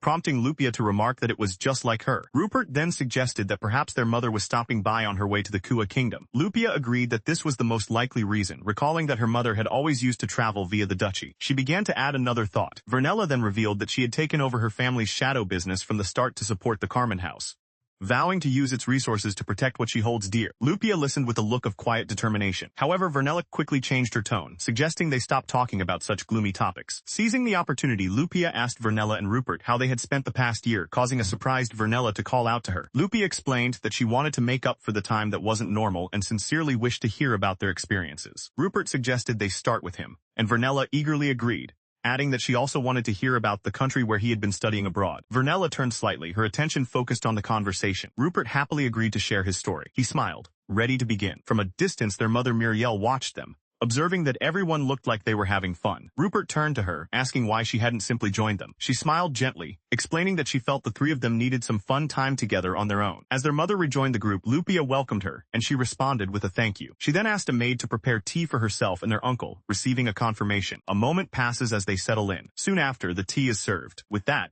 Rupert announced it was time to get straight to the matter at hand. Their mother looked intently at Lupia and commanded her to explain everything. In response, Lupia simply stared back, her expression unreadable. Lupia calmly agreed, saying, "Yes, mother." She began by warning them that her story would likely sound ridiculous. She then revealed that throughout the past year, she had been controlled by something strange. Her mother, listening intently, questioned if this was the culprit. Lupia explained that the entity called itself the system, a term that left Rupert confused. As Rupert looked on with a puzzled expression, Lupia prepared to elaborate on her experience. Lupia continued, stating that her consciousness finally became clear on the day of the Crown Prince's wedding ceremony. Until that point, she described the strange sensation as being separated from reality by a thin veil. She recalled that on that day, time seemed to halt, and in a space severed from the world, the system continued its work. A message appeared before her, announcing that the system release was complete. And with that, Lupia explained she finally returned to being herself. In other words, she had been manipulated by that thing, moved exactly as it wished before she even knew it. He furiously questioned who they thought people were, prompting his mother to tell him to calm down. Lupia maintained a serious expression as the conversation about the mysterious system continued. Their uncle then asked if the royals were also manipulated by the system, to which Lupia initially said no, before conceding it was possible. She elaborated that she didn't know to what extent, but the system had mentioned starting with myself, implying others were also affected. Her uncle summarized that she was the primary target, with others connected to her also being affected, which she confirmed was presumably the case. However, Lupia admitted she didn't know the degree to which others were affected. Their mother, Muriel, offered a different theory, suspecting that rather than being manipulated, the royal family had simply lost their capacity for thought. When Rupert asked if she had something in mind, she revealed it was something her husband had been saying. The group continued their conversation over tea. Prompted by Rupert, Muriel began quoting her husband's observation that the royals would act remorseful. She finished the Duke's thought.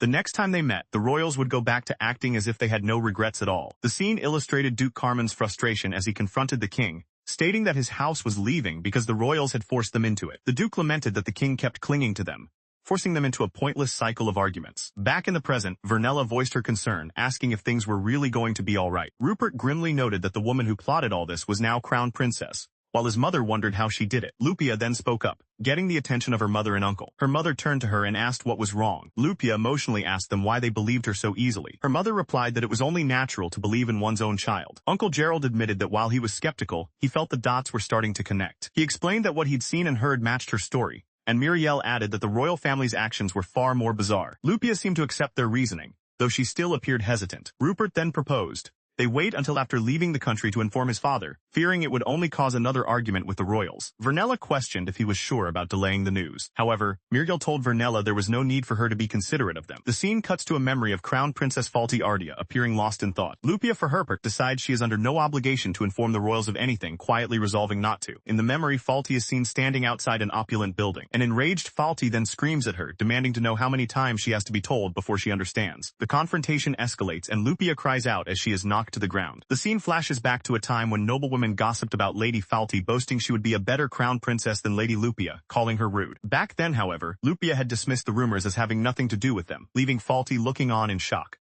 A flashback begins, set a few weeks prior to the main events. Rupert asked his uncle, Gerald, if he was able to speak with her.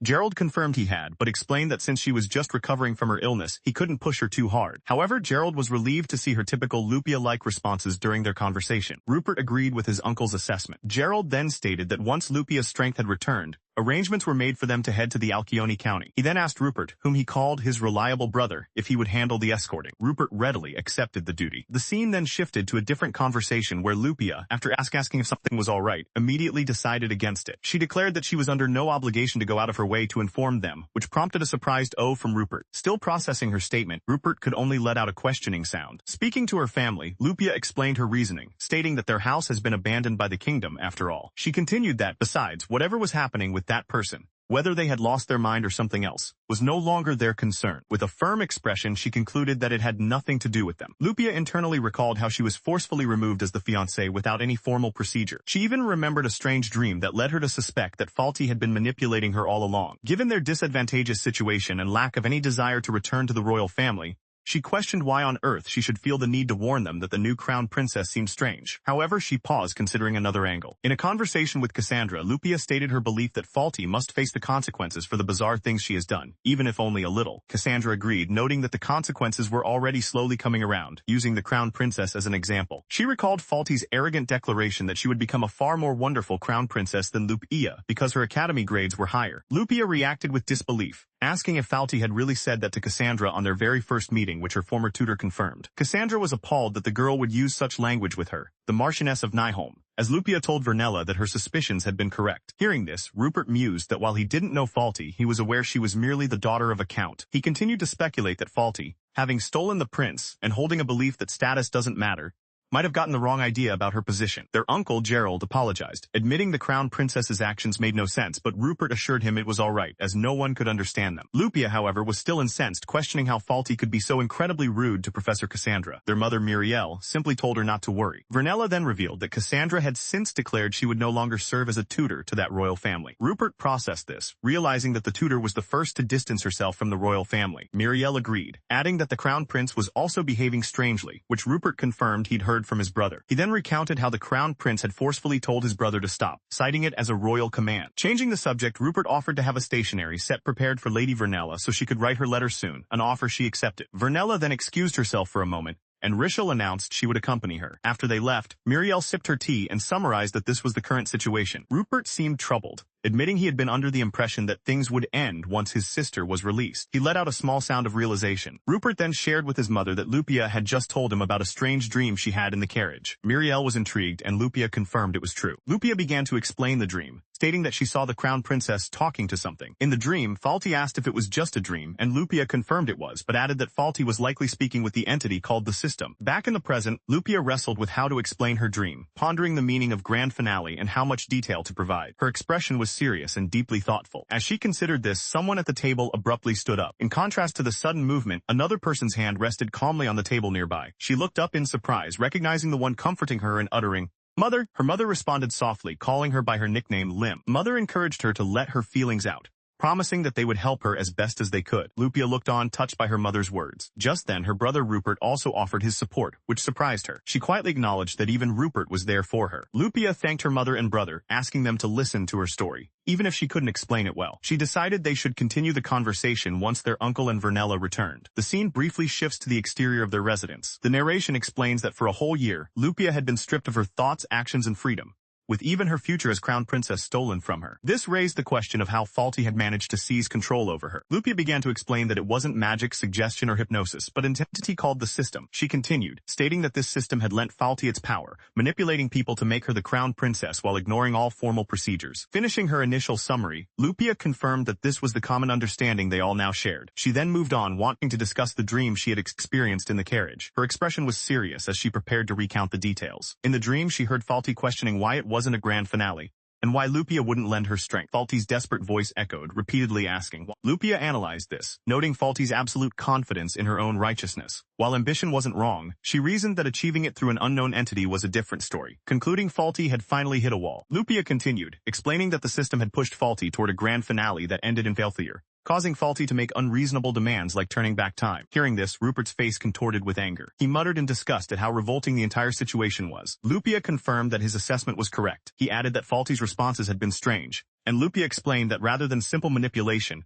the system had suppressed Falti's own thoughts, deeming them a hindrance to her role. She reflected on the terrifying nature of an entity that could seize control of people. Lupia concluded that because Falti had achieved some goal, she herself was deemed no longer useful and was finally released from the system's control. Uncle Gerald found the entire situation sickening, but admitted it was likely how things were. Elsewhere, Falti looked at her reflection, wondering why Lupia was still so obsessed with her, even though she was of no further use. Back with the Carmens, Lupia suspected Falti's continued interest had to do with crown princess training and handling foreign guests. She reasoned that Falti's intention was to make it seem like she had the seal of approval from her supposed former friend by having Lupia act as her tutor. Vernella admitted she didn't understand the grand finale Falti was talking about, wondering if the new crown princess thought she could still recover something. Lupia disagreed, stating that the system had declared there was no choice but to move toward the future. She continued to ponder its nature, questioning whether it was a godlike being or some form of magic. Ultimately, Lupia decided they wouldn't find the answer just by thinking about it there. Vernella then proposed they wait until after they've gone to the Kua kingdom to tell the Duke about the system, to which Lupia agreed. Lupia explained that even more than avoiding chaos, her resolve stemmed from the fact that the royal family had deemed them unnecessary and chose Falti. With a determined look,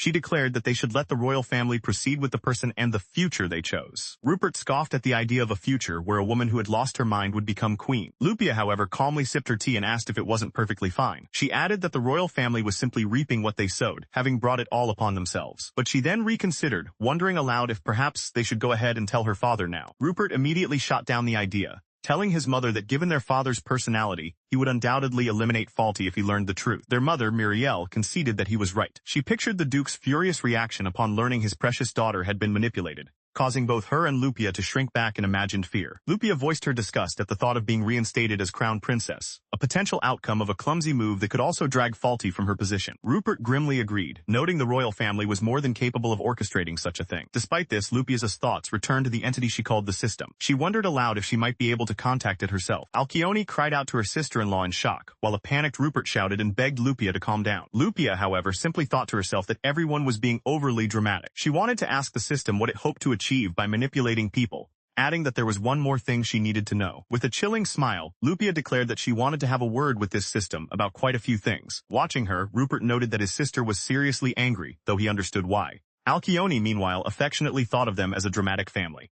Inside a grand castle, Lady Lupia contemplates her next move. She smiles, a determined look on her face. Wondering what to do, she decides she has quite a few bones to pick with the system. She stands resolutely before a large window. Her expression turns serious as she considers her options. She reasons that meeting Faulty is unrealistic, concluding that her best option is to contact the system directly. However, she admits to herself that she doesn't yet know how she will manage it. Her thoughts drift to a memory of her family's vast and prosperous lands. She fondly recalls the beautiful wheat fields of her beloved Carmen Duchy. With a sad expression, she reflects on what a shame it is to leave it all behind. She then remembers how the people of her territory were outraged on her behalf when she was stripped of her title. In her memory, the citizens angrily denounced the royal family's rude actions, with one man vowing revenge before being quieted by his neighbor. The memory concludes with her smiling warmly, touched by their unwavering support. Returning to the present, she thinks about how blessed she was to have such wonderful people. Suddenly, a strange static-like distortion appears in her vision. Her expression shifts to one of confusion and alarm. She quietly questions what is happening. The entire room seems to warp and distort around her, its features tilting at impossible angles. The warped space settles into an opulent dark room, but her confusion remains. She suddenly looks down, startled by a presence that has appeared before her. A woman in a long dress walks toward her out of a dark void. The mysterious figure asks if Lupia was the one who wished to meet her, leaving Lupia to question what is happening. The dark-haired woman stands before her, an imposing figure with a hand on her hip. Lupia faces the woman, ready for a confrontation. As Lupia lets out a groan, the woman sarcastically asks if Lady Lupia is alright. Lupia retorts that the woman is quite skilled at acting concerned. She then questions if that's how the woman also managed to worm her way into his favor. The woman feigns offense, questioning what Lupia is talking about and insisting she was simply worried. The mysterious woman looks down on Lupia with a condescending glare. She calls Lupia immature for losing her composure over something so trivial. The entity then dismisses her as a mere human. Lupia calmly agrees and asks what business the entity has with this mere human. A vision appears of the entity standing before Lupia and Faulty as they look at a book. The entity states that Faulty's story as the protagonist has already come to an end. Lupia stares back defiantly and asks, "So?" The mysterious woman with long dark hair simply repeats her offer, a chance for Lupia to be the protagonist. Lupia, however, is no longer confused, merely defiant. The woman sweetens the deal, promising to let Lupia fulfill her every desire. She enthusiastically added that she would grant any wish and provide her full assistance. A skeptical Lupia, however, questioned the woman's sanity. The woman was taken aback by this unexpected response. Lupia then retorted, asking if the woman truly thought any fool would be happy to be told it was their turn now that she was finished. She scoffed, concluding that the woman must have appeared precisely because she believed Lupia was such a fool. Growing frustrated, the woman clenched her fist and demanded to know why Lupia was refusing the offer. The mysterious woman then glitched and distorted before vanishing completely. Lupia watched, startled by the strange phenomenon. In the woman's place, her brother Rupert suddenly appeared, causing Lupia to call out his name in surprise. Rupert, with an unnervingly intense expression,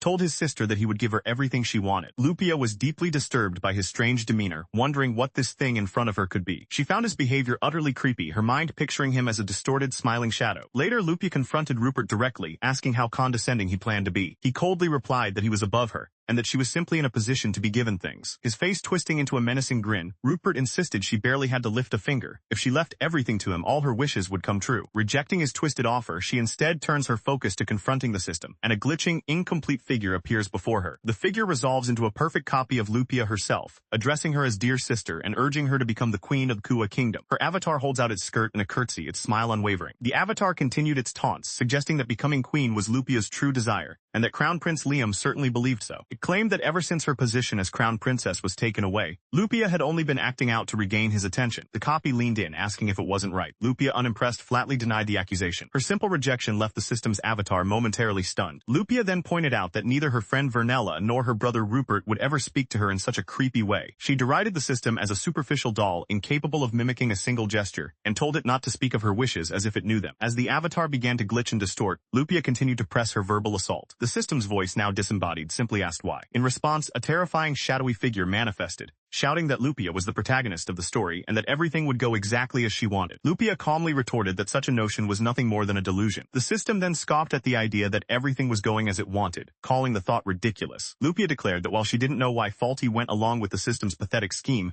she herself had no intention of playing along. The system, now appearing as a shadowy version of Faulty, questioned how Lupia could know that. Suddenly, Faulty's own voice cut in, revealing that for some reason she had been seeing Lupia's conversations with the system in her dreams. Hearing this, Lupia turned to face Faulty, preparing to tell her one more thing. Addressing Vernella, she states that she has no lingering attachment to the future that was snatched away from her. Vernella reacts with clear confusion to this declaration. Lupia then clarifies that her feelings are actually the complete opposite. She looks at Vernella and expresses gratitude for having that future taken away. Lupia continues, speculating that Faulty must be having a terribly hard time, having been enticed from her original path and forced to become queen. She also confesses that she never loved the crown prince to begin with. Vernella then picks up the thread, sarcastically reflecting on the wonderful ending of the game, where the count's daughter cast aside Lupia, the original fiancé. She mockingly describes it as a perfect fairy tale, a love story where the crown prince supports his new choice. However, she trails off with a but, hinting that this fairy tale has a catch.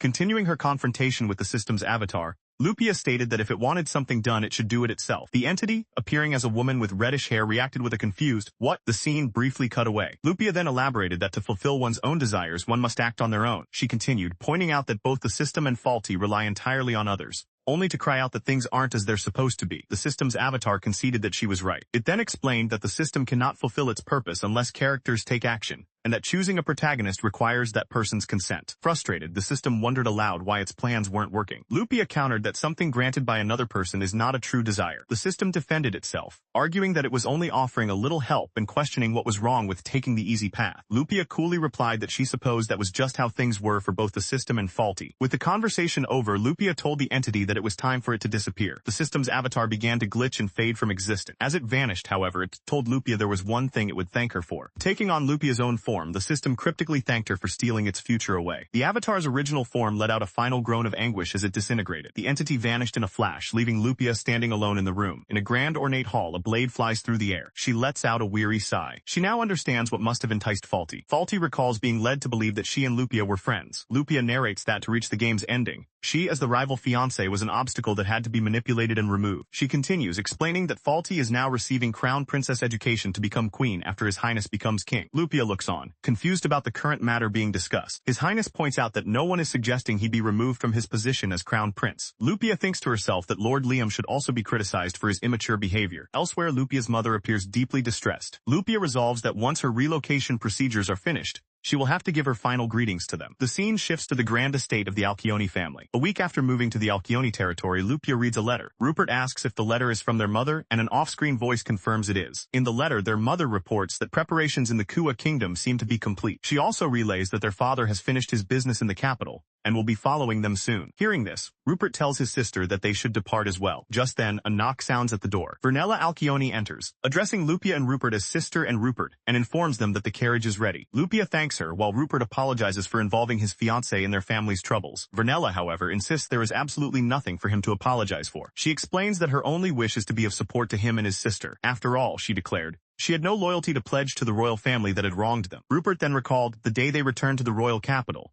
wondering if he and Vernella were unaffected by the system, simply because they weren't near his sister. Vernella's unwavering support was a stark contrast to those memories. He remembered overhearing courtiers gossip about how his sister must have seduced the crown prince, questioning the truth of her rigorous education. During that time, Rupert had heard nothing but insults directed at Lupia. As they stood close, one of them took a step forward. Back in the present, Rupert reflected that hearing Vernella's words of concern for his sister made him genuinely happy. He sincerely thanked her, and she warmly replied that he was very welcome. Vernella then explained her plans, stating that she would join him after finishing preparations for the move with her father and brother. Rupert agreed, promising that he would be waiting for her. He chuckled that their separation would only be for a little while, and Vernella added that she would be looking forward to the day they met again. In a tender moment, Rupert leaned in and gently kissed Vernella on the forehead.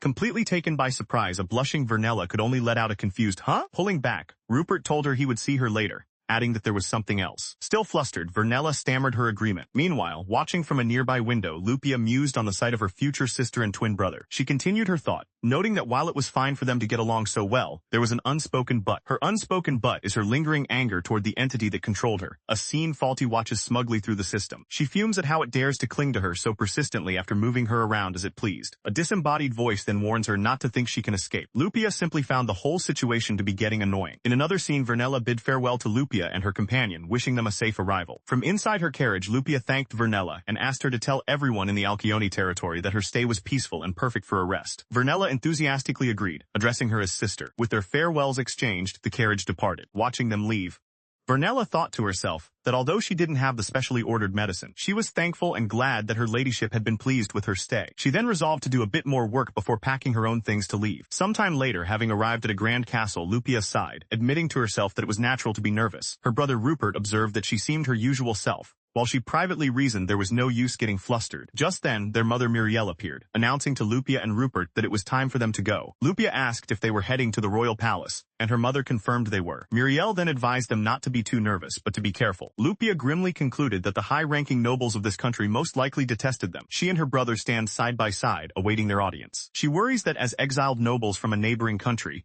their sudden appearance will be seen as them forcing their way into the high nobility. Before them, a large crowd of nobles has indeed gathered in the hall. While Rupert thought the king didn't intend to make a spectacle of them, his sister realized the gathering was also for a title conferral, which explained why all the other nobles were summoned. Their mother Muriel correctly deduced that they were being tested by King Rod Lee Kua. Sister Riley commented that it sounded just like their uncle, since it was a decision made by a king. Their uncle, Lord Gerald, agreed, explaining that the king had to maintain his appearances and couldn't treat it as a simple family matter. Muriel acknowledged this, admitting she was just sounding like a complainer. As they proceeded, a courtier welcomed them, announcing that His Majesty was waiting. The family walked down a grand palace corridor. From the sidelines, unseen nobles gossiped about Lady Lupia, calling her cold and businesslike, almost mechanical. The whispers followed them like chilling specters. Overhearing their words, Sister found the oppressive atmosphere suffocating. Noticing her distress, Rupert put a hand on her shoulder, reassuring her that he was on her side and proud of her. Taking a steadying breath, she told herself it was okay. She then turned to her brother with a grateful smile and thanked him. Her composure was restored. The family finally arrived before the throne room, looking up at the imposing entrance. They stood before the massive closed double doors. An authoritative voice from within declared, "Now, let's begin." A hand began to push the great doors open. As they swing open, a brilliant flash of light shines from within. Inside, a majestic king sits upon his ornate throne with a commanding presence.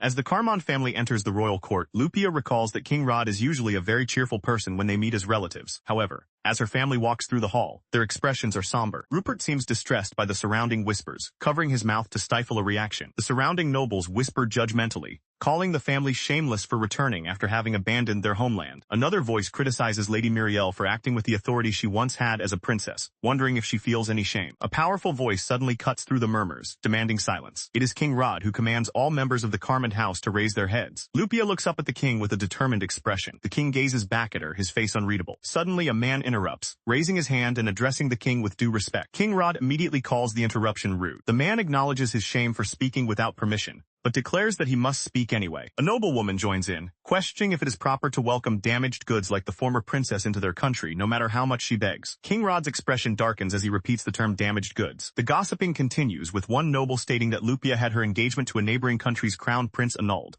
A fact another confirms is the rumor. The speaker emphasizes that she is not just any noble but a ducal daughter. They declare that having her position as fiancée stolen by a lady of lower rank is the height of dishonor. After listening to the accusations, King Rod coldly asks. The nobleman who spoke out is taken aback by the king's dismissive response. Nearby, Lupia and Rupert watch the exchange with serious expressions. The king then turned his cold gaze upon Duke Alasterios, who had attempted to speak up. He berated the duke for speaking without permission, questioning when he had become so bold as to offer his unsolicited opinions. The duke stammered, at a loss for words under the king's intense scrutiny. Continuing his tirade from his throne, King Rod asked where the duke's manners had gone, telling him not to return to the palace until he'd found them. The king then gave a sharp command to have him thrown out. Moments later, the grand doors of the audience changed. As he was dragged away, a shocked Duke Alasterios yelled for them to let go, protesting that his supposed ill manners were for the king's own sake. Chamber slammed shut, finalizing his expulsion. King Rod then addressed the rest of the Carmon party, asking if they were all the same as their duke. He scoffed with disdain, concluding that they were nothing but people who judged others based on rumors. The man then raises his hand in a dismissive gesture. He then turned to an elderly official, asking if he also believed rumors without investigating them first. The nervous official admitted that he did. King Rod pressed further, asking what it was that he couldn't believe, prompting the official to think. The official then gestured toward Lupia, offering her as an example. He explained that while he'd heard she received a diverse education, he wondered how much of it was actually true. Hearing this, King Rod asked what it would take to make him believe in her abilities. The official considered the question, noting that he had also heard rumors of Lupia's excellence in martial arts. He then proposed a test. Lupia should demonstrate that she wouldn't be easily defeated by them. As he suggested an example, a knife was suddenly pressed against Lupia's throat. The official's voice finished the proposal, suggesting a test of her ability to avoid a surprise attack just as one was being carried out. Unfazed, Lupia revealed a thin object she had used to block the blade, her expression cold. She then let a second weapon, a dagger, fall from her dress where it stuck into the floorboards. The court gasped in surprise, with Liam's father, the queen, and even Rupert taken aback by her preparedness. An official tried to address King Rod, who sat silently on his throne. Lupia watched the proceedings with a sharp, determined sidelined gaze. As the official began to scold her for discourteous behavior, Lupia interrupted, stating that she had not received permission to speak but would do so anyway. Suddenly, thin, sharp lines shot through the air towards her from above. A robed figure, perched high above on a chandelier, apologized for what they were about to do. Lupia looked up in alarm as the attack began. The assassin then leaped down from the chandelier, aiming for her. However, she swiftly dodged out of the way. The assassin's weapon struck the floor where she had just been standing. The hooded figure cried out in shock at their failed attack. Before the assassin could recover, they were struck from the side. They cried out in pain from the blow. The unseen assailant continued their attack, disarming the assassin. The subdued assassin cried out again as they were overpowered. As the assassin lay subdued on the floor, King Rod calmly observed the scene. He then asked aloud if the so-called surprise attack had already concluded. Nearby, an elderly official expressed his disbelief to account, admitting it was impossible to call the young lady weak. Lupia, however, began to offer her own assessment. Her brother Rupert, standing guard, concluded that from his perspective she possessed more than sufficient strength. A hooded figure, the source of the surprise attack, lunged forward with a menacing expression. As he approached, Lupia calmly identified the intense feeling emanating from him as bloodlust. Before the attacker could strike, his wrist was caught and forcefully twisted. The attacker, revealed to be King Rod himself, cried out in pain and surprise before calling out to Lupia. Lupia simply stared back at him with a calm, unwavering expression. The king closed his eyes, his face a mixture of pain and shock. A closer view showed that the king's arm had been twisted into an unnatural position. King Rod apologized for acting without thinking, to which Lupia calmly replied that it seems she had dislocated his arm.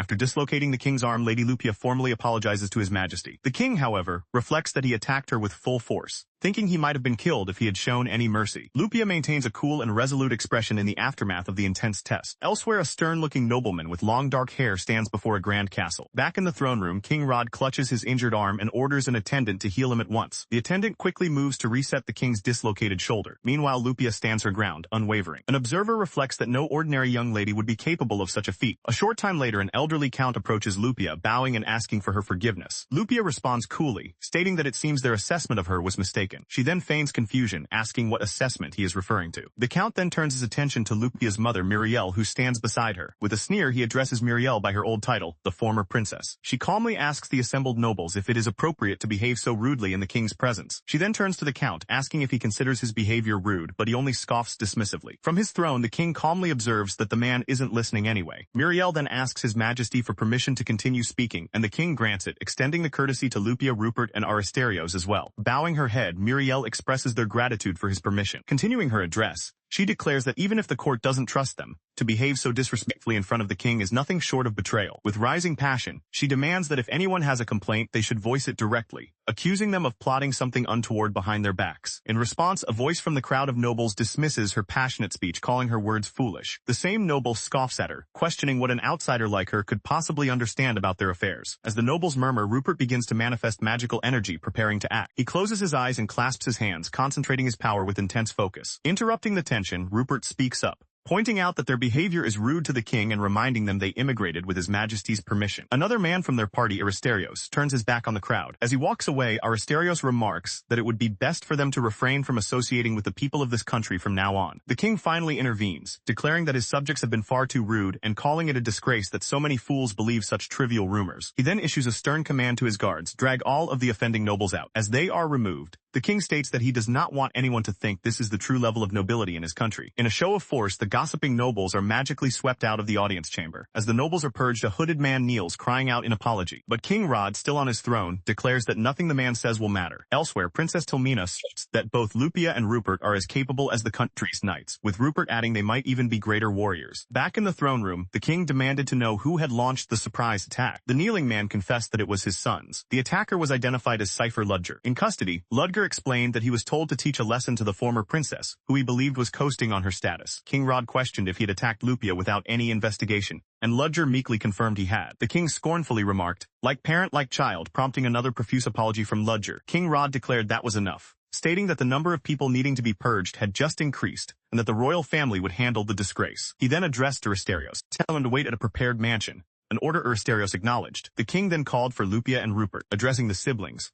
The king informed them that someone wished to see them, and they would be guided there shortly, which left Rupert looking puzzled. Lupia simply agreed, and Rupert followed her lead, stating it would be as the king wished. Meanwhile, a royal official dismissed the rest of the court, ordering them to consider themselves under house arrest until a decision was made. The great doors to the audience chamber began to swing shut. They closed with a resounding thud, sealing the room. Now in private, King Rod asked the official how they should handle the cleanup for the incident. The official asked if the king's purge included everyone who took advantage of the incident, and the king confirmed that it did. Holding a document, the official advised crushing the wretches who couldn't fulfill their duties, stating he had no need for them. King Rod then decreed that any nobles who didn't want their houses extinguished must compile a report on how they would address the matter in the future. The official remarked to the king that this was a grand house cleaning, musing on the number of fools who had abandoned their own ability to think. Later, a maid leads Lupia and Rupert down a palace corridor. She guides them toward a door marked for authorized personnel only. Just as they reach it, Lupia suddenly stops, asking them to wait a moment. Looking down at their guide, she questioned whether it was truly fine for them to enter such a restricted area. A new maid assured them it was, explaining that her master had instructed her to summon the two of them. As she invited them to follow, she presented them with a box containing a pair of ornate earrings. Rupert immediately recognized the jewelry as belonging to Tilmina. He clarified that he meant Tilmina Li Kwa, the princess of the Kwa kingdom and their cousin. Holding one of the earrings, Lupia conceded that the summons made sense if it came from her. She thoughtfully examined the intricate piece of jewelry. Rupert then turned to his sister, wondering aloud what their cousin could possibly want with them. Lupia recalled that the three of them often played together as children,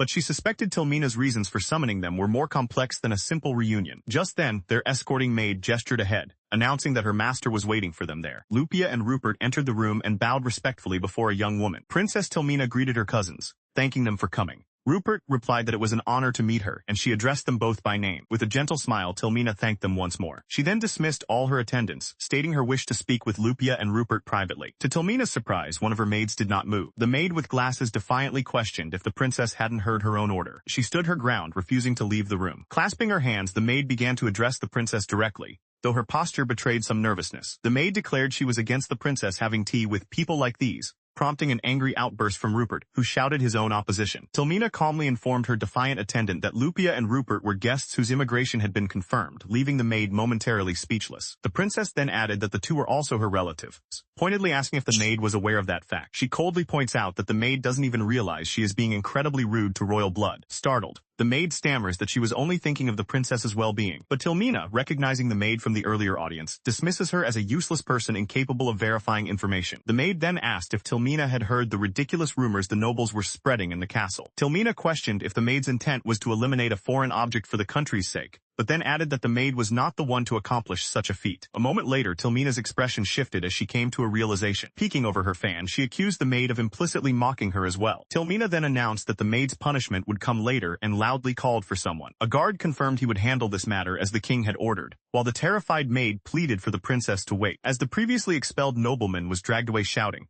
Tilmina watched with a small smile and offered a sarcastic apology for the commotion. Watching her, Rupert remarked to the princess that she has quite the personality. She simply smiled, told Rupert she would take that as a compliment.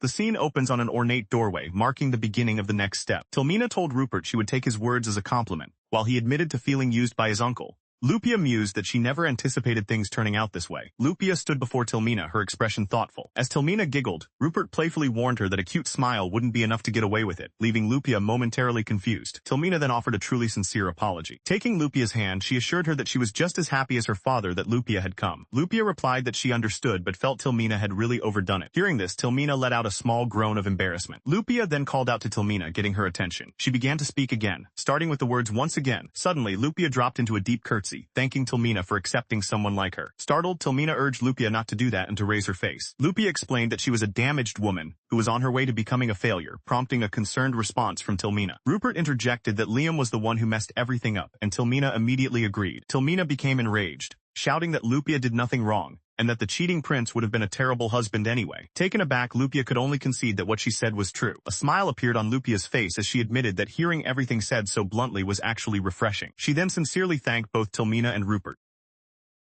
He offered her a tray of pastries, and she encouraged him to eat as much as he wanted, assuring him there was plenty more. Vernella then turned to her, preparing to ask a question. She asked what her plans were for the future. Vernella encouraged her, saying that she could do anything and would be in high demand, but Lupia seemed uncertain, asking if she really thought so. Vernella emphatically agreed, telling Lupia to hold her head high and face the world with confidence. As Rupert mused on her future, Lupia wondered aloud if she should work as a private tutor at their house. Vernella jumped in, suggesting that if they were considering such things, Lupia might as well look for romance, noting there were good knights available. The suggestion left both Lupia and her brother Rupert flustered and momentarily speechless. Lupia then shyly explained that a little while ago, she had sort of dislocated the shoulder of one of the country's knights. Just then a figure appeared down the grand hallway. A shocked Vernella pointed out that dislocating someone's shoulder was not something to be said while acting shy. The group proceeded down a grand pillared corridor. Lupia and Rupert walked forward with their attendants, unaware of who was nearby. The approaching knight called out to get their attention, excusing himself for the interruption. Rupert immediately recognized him as the knight Lupia had beaten up, prompting Lupia to worry that he was there for retaliation. Her hand twitched nervously at her side in response to the tense situation. The knight pardoned his intrusion and asked to speak with Lady Lupia. Apologizing for the suddenness, he introduced himself as Cypher Ludger of the Kua Kingdom Knights. As Cypher began to speak about his extremely rude behavior earlier, Rupert interjected that his actions went a bit beyond simply rude. She coldly informed him that she had no need for his apology, predicting that things were about to become much more difficult for him than for her. He was silent for a moment before conceding her point, admitting that he was ashamed. He went on to explain that he, his father, and other nobles were filled with shame because they had taken the rumors about her at face value. Rupert bluntly stated that they should feel ashamed, prompting a mild rebuke from Lupia. However, Cypher disagreed with Lupia's attempt to soften the situation, insisting that Rupert's assessment was correct and offering a sincere apology. Lupia then politely asked him to reveal the source of those rumors. Looking at the Grand Palace, she revealed that the rumors had originated from their own motherland. Rupert reacted with shock while Lupia quietly processed the surprising revelation. Lupia addressed the man as the Ludger heir, but he requested she call him Cypher, which she agreed to do. Now using his name, she asked Lord Cypher to tell her exactly what he had been told. Cypher began to recount the rumor, which started with the tale of a pitiful young lady whose fiancé was stolen by a count's daughter, preventing her from becoming queen. Rupert listened with disgust, wondering what kind of story it was. Lupia, however, remained composed and urged him to continue. The rumor continued, painting her as a miserable woman who left the country in tears, still hung up on the crown prince. It further described her as a thoughtless lady who dragged her relatives into a dramatic act just for attention, causing Cypher to ask incredulously if they all believed it. Cypher argued that any ordinary lady would want the position of crown princess, but Lupia countered that this would only be true if she were ordinary. Rupert angrily interjected, telling Cypher not to apply the term ordinary to his sister. Cypher retorted that even so they hadn't known what kind of person Lupia was. King Rod then intervened, stating that their ignorance was precisely why the king had ordered them to investigate in the first place. Rupert listened to the exchange with a grimace. He was then reminded by Lupia to always verify any rumor, which he acknowledged was the right thing to do. She continued,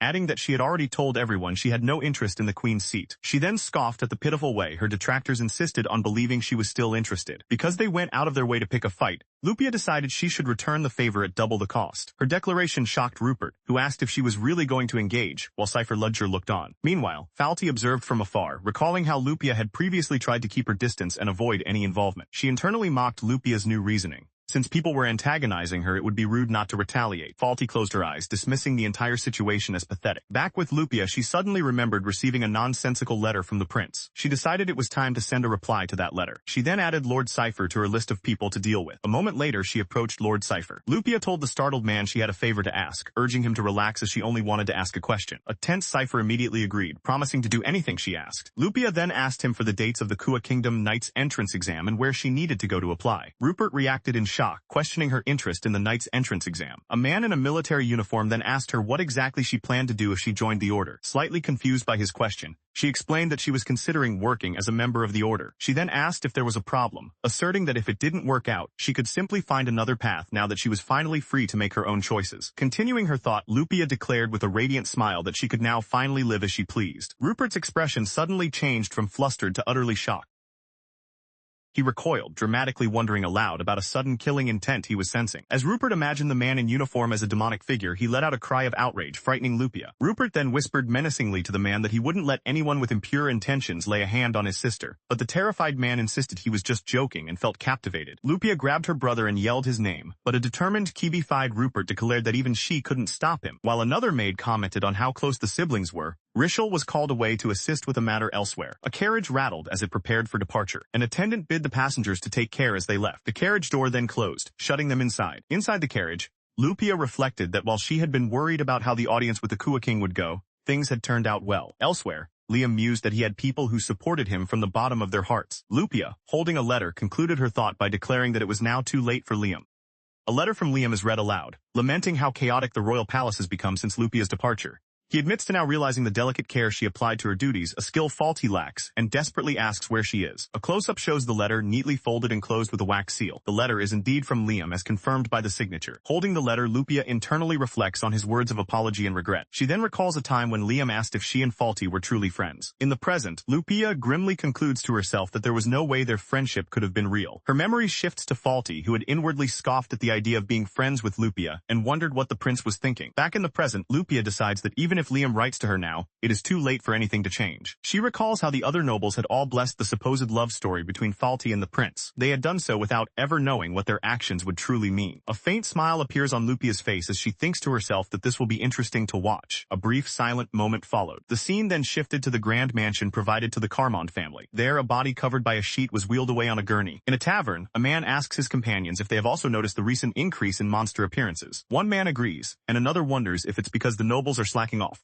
though no one can think of a reason why. Suddenly, the man in the cap seems to have a realization. His friend notices his change in demeanor and asks what is wrong. The man begins to connect the dots, recalling that the new crown princess is from a count's family. His friend elaborates that she cast aside the stuck-up duke's daughter to marry the prince, but the man with the realization urges him to wait. Another patron agrees it was the right choice to get rid of the prince's terrible former fiancée, prompting the man to shout for them to wait again. Driven by his sudden realization, he slams his hands down on the table. His companion asks what's wrong, startled by his sudden outburst. Elsewhere, patrons in a cafe also begin discussing the duke's family, one of them recalling that they used to hunt monsters for the people. Her friend, however, seems confused by the topic. In another establishment, a woman comments that while she doesn't understand noble politics, she believes the crown prince is simply a cheater. Her male companion immediately objects, calling her remark disrespectful. However, another woman joins the conversation, calmly questioning the concept of destined love in this situation. She points out that the prince already had a fiancée but stole her position so his mistress could become the next crown princess. When the man stammers in protest, the woman retorts that it's just a matter of defying a relationship decided by their parents. She then challenges him,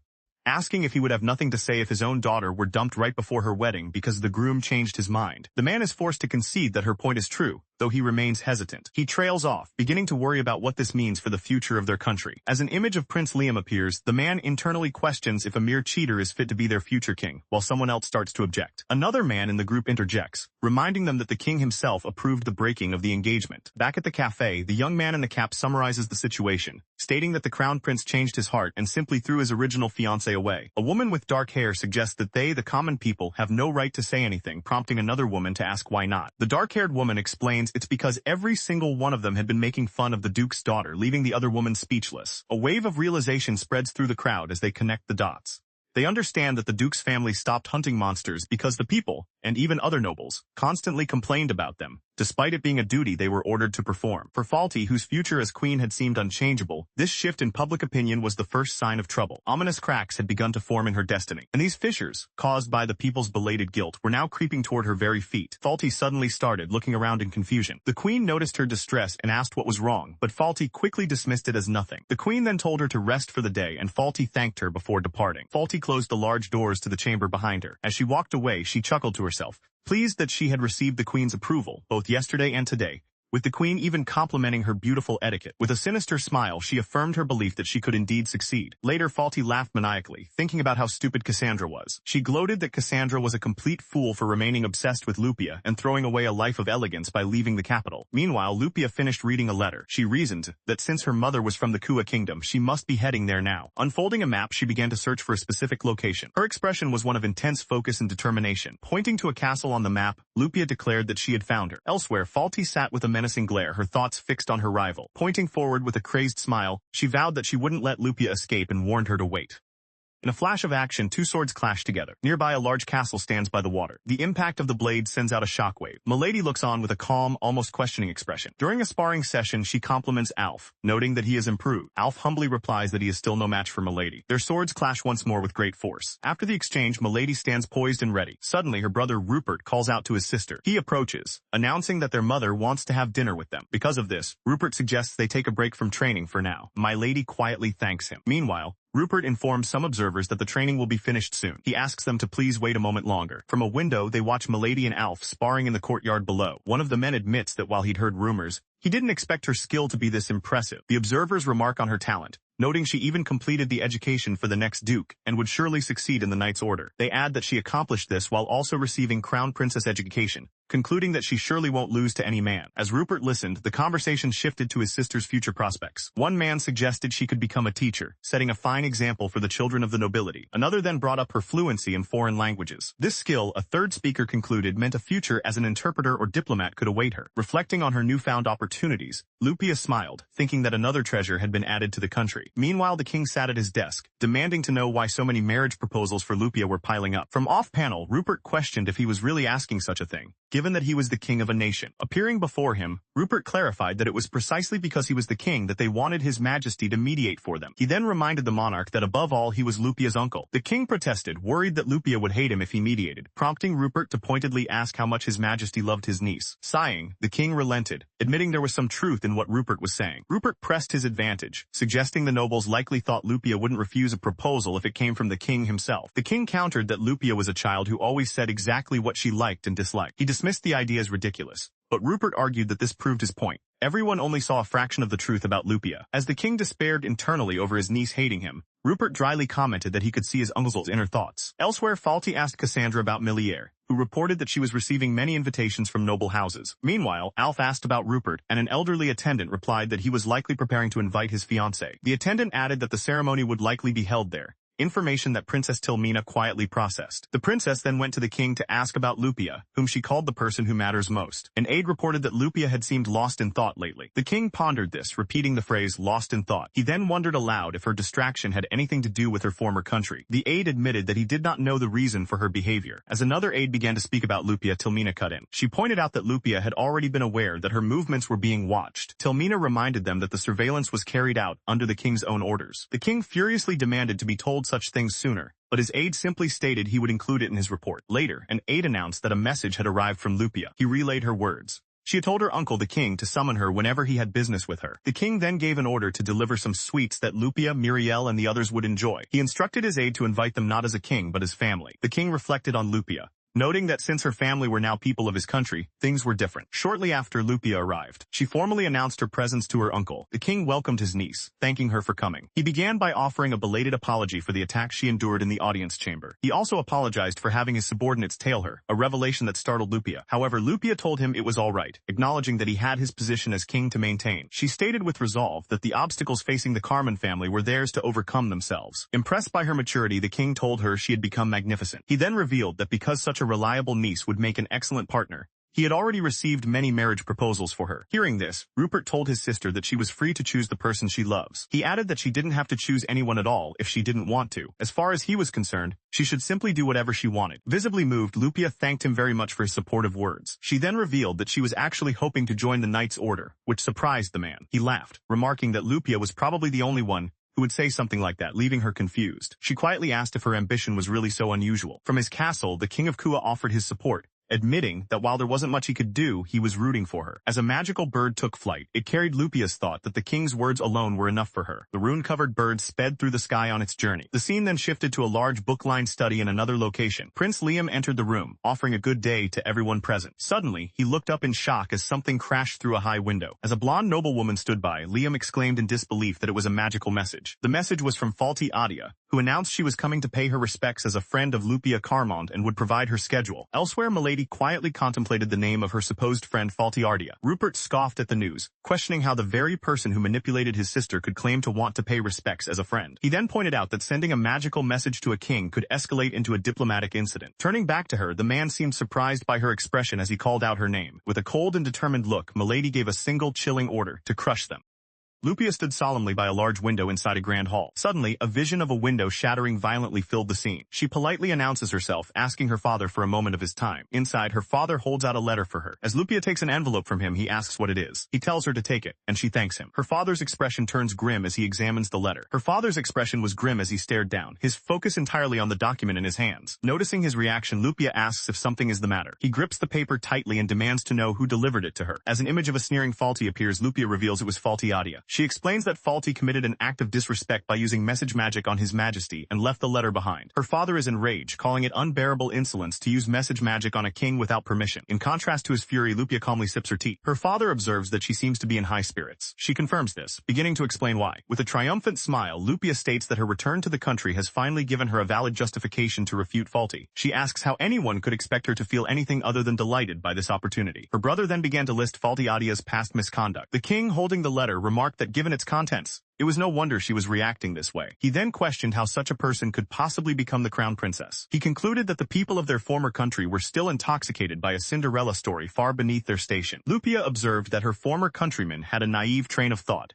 falsely believing they were in a position to grant forgiveness, and decided they needed to be taught a painful lesson. The king listened thoughtfully. Continuing her thoughts on Faulty, Lupia noted that the woman even had the gall to claim they were friends. In her mind, she denounced Faulty as an outrageous liar. The king prompted her to continue, asking what else was on her mind. Lupia declared that Faulty should take responsibility for the mess she herself had created. She recalled the letter from Faulty, which began by addressing her as a dear friend. In the letter, Faulty feigned surprise that Lupia had gone to the Kwa kingdom and questioned why she hadn't been told. Faulty's letter continued, asking what had happened to her request for an aid, and revealing she had wanted to ask Lupia's father for a bodyguard for herself and Liam. The letter then accused Lupia of forcibly dragging Rupert to the Kwa kingdom, manipulatively asking if she didn't think he was in trouble. Faulty condescendingly offered to overlook Lupia's selfish actions, trailing off with "after all." The reason for her condescension was clear in her thoughts.